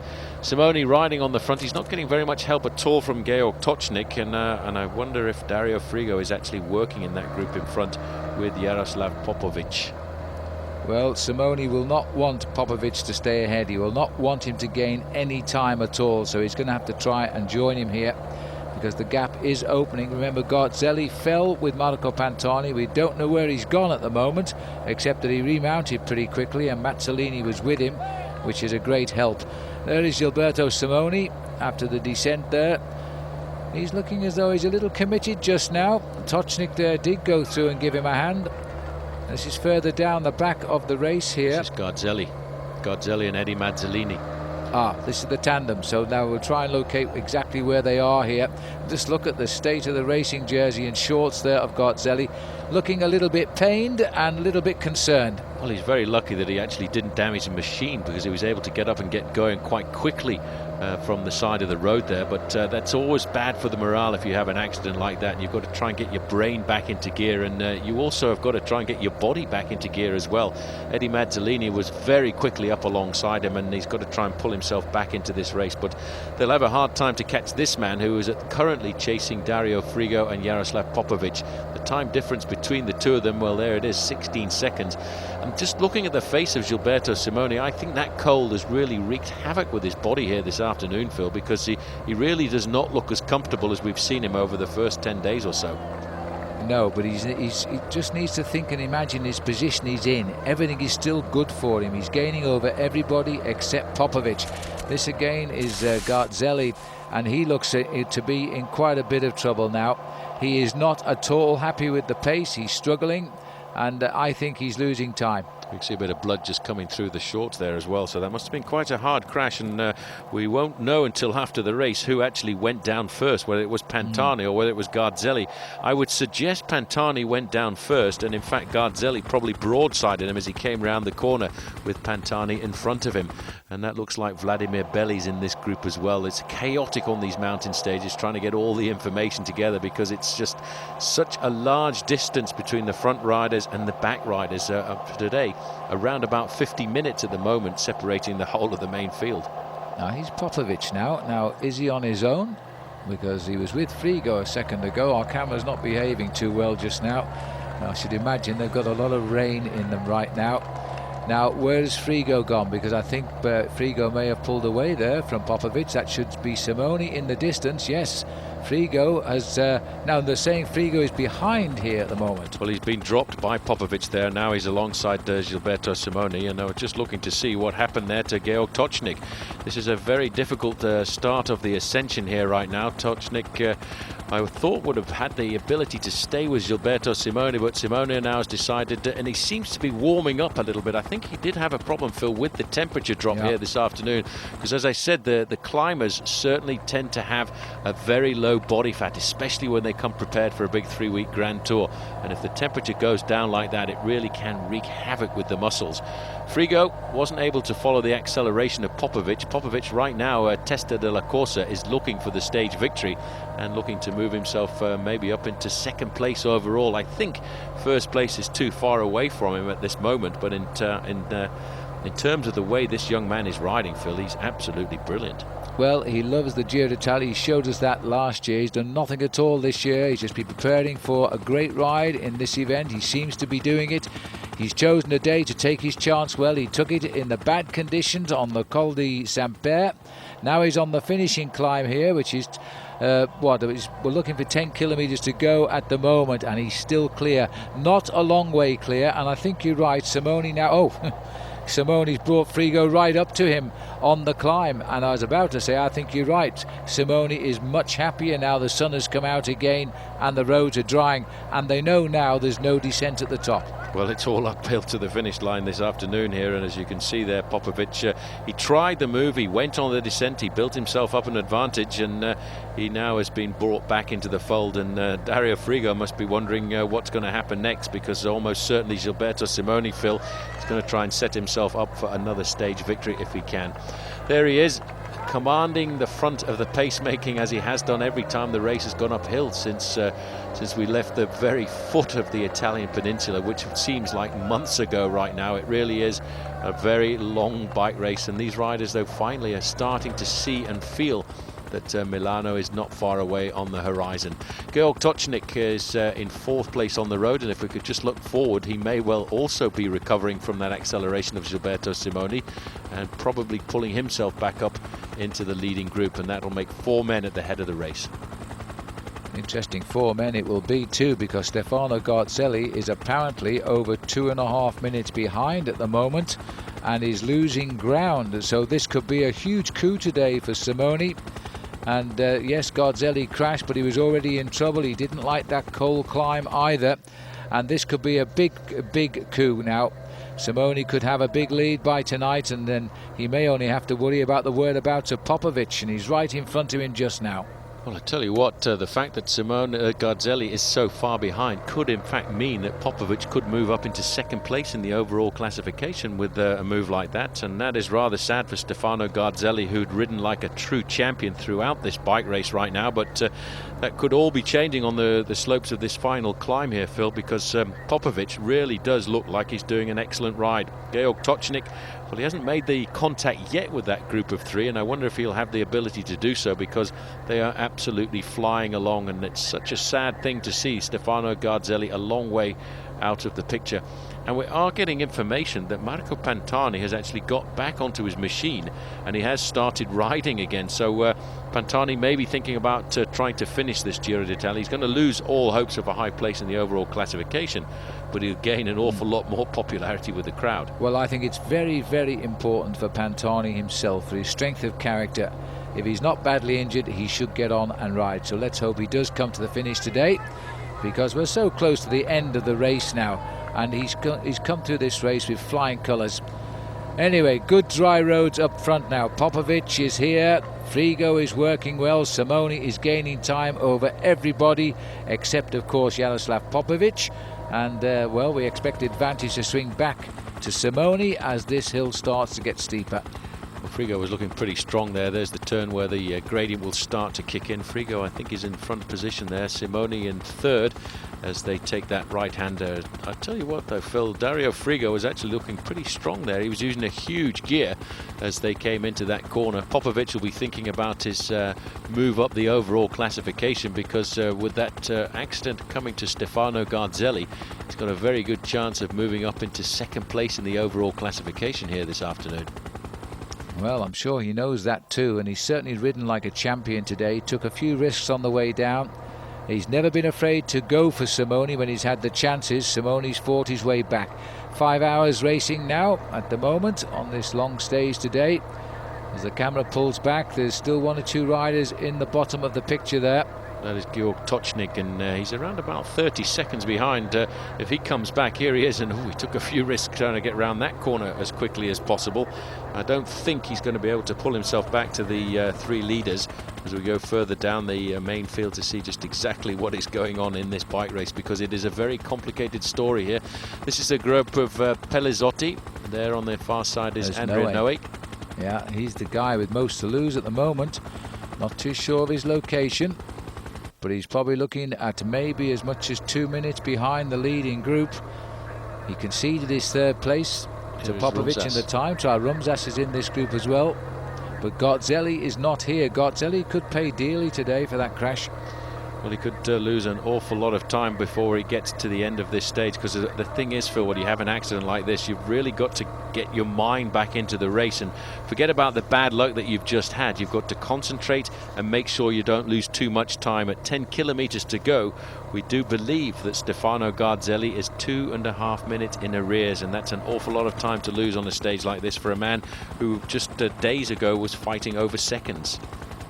Yes, the tour might be just a week too long when the weather's turned ugly. This is still Georg Tocznik, 18 seconds and counting behind the leaders. It's the 10 kilometer to go board is giving us the time gap. He seems to be recovering a little bit as he continues, and that'll give him some heart as well. 28 seconds now, the gap to the fourth place man on the road. He's actually doing a pretty good ride here. We'll move up in the overall classification. This stage today will change the overall classification quite dramatically. A lot of riders losing out. Noe now taking the start of the climb, and very shortly he'll be coming up to that 10 kilometer to go banner. And actually they are not too far behind, because I think by the time they get to the 10 kilometer banner, it'll be around about 1.5 minutes. It might be a bit more than that actually, but Noe's finding he's having to do all of the work himself now. Because Pellizotti has tried to help him. Our camera getting a little bit close there. We're not waiting for the time check at 10k. We've gone back up. Where is he? Oh, he's popped at the back. Well, he's done so much attacking today. Now he's still a long way to go to the summit here. All of a sudden, Gilberto Simoni has been presented with the chance to gain time on Popovych. There's the move. He noticed Popovych came off the wheel of Frigo. Hasn't really attacked Popovych. He's just gone round him and left him to lose time. Could be everything going the way of Simone now. Well, don't forget that young man is only 23 years of age. He's got a lot of improvement left in his body, Phil, to come over the next couple of years. Because as a bike rider handling the Grand Tours, you normally don't reach your peak till you're 26, 27 years of age. And I think Popovych, by the time he gets to that age, is going to be a serious challenger and possibly a future winner of one of the Grand Tours. Well, at least Ernesto Colnago believes that. He believes this man is one of the most talented cyclists he's seen over the years. And he's certainly seen some, and he used to look after many of the top bike riders like Marco Pantani, of course, Beppe Saroni. Now we're getting a time check here, back to that group of Andrea Noe, Phil, and it's actually 2 minutes 21 seconds to Andrea Noe. That's too big. So I wonder how much Stefano Garzelli is losing. Well, Garzelli's got to be at least another minute and a half onto that, and might be more. He could be losing 4 or 5 minutes today if he doesn't recover quickly on this climb. Frigo here, putting himself in a position here for another stage win in his career. He was 10th overall last year in the Giro, and I think the only stage he ever won of the Giro was a time trial stage. Now sharing the tandem with Gilberto Simoni. How many times this last few days has Simone been in a position to gain maximum time on the day? And he's now seeing his next major rival crack. Well, here's the devil. We see him on so many of the big bike races around the world, and he's trying to give a bit of encouragement there to the man in the pink jersey, Gilberto Simoni. But in fact, the man who's doing the ride this afternoon is Dario Frigo. He's got the power on this climb right now as we go a little bit further back to Yaroslav Popovych. And I don't think we can say enough about this young man from Ukraine, and I'm sure we'll see him develop a lot more as the years go by. 12th place in your first attempt at the Giro d'Italia is a certain reference, and he was only 22 then. This man who at the under-23 level of the sport was the world road racing champion. Giro d'Italia. The devil carries on. A fearsome looking character, isn't he? He must be training for the Tour de France. Well, he trains very hard throughout the year to be on form for the Tour de France, and some of the climbs he has to run up there are really fairly steep. And we've seen him in many races, and in fact he goes to all of the major tours around the world. It's a bit of a publicity campaign that he leads for himself now. Popovych is coming back here, Phil, because he's only 12 seconds in arrears. He obviously went through a bad patch for a moment there because of the pressure that was being put on there by Dario Frigo, but he seems to be riding himself back into the race. Well, he's ridden a superb race. At 9 kilometres to go, there's still an awful long way here. They're saying 12 seconds at that 9 kilometre banner. There's a long way to go, and it could work the other way too. There's a lot of time to be gained if Frigo is willing to set the pace alongside Simone, which he does seem to be content to do right now. We're now hearing, in fact, that it's 3.5 minutes to Stefano Garzelli, so he's losing today, I'm afraid, a lot of time. He's still got to drag his body up 10 kilometres of this final ascent as well, so he could find that time gap going out to 5 or 6 minutes at the end of the day, unless he manages to recover his morale. He does have a very good teammate alongside him.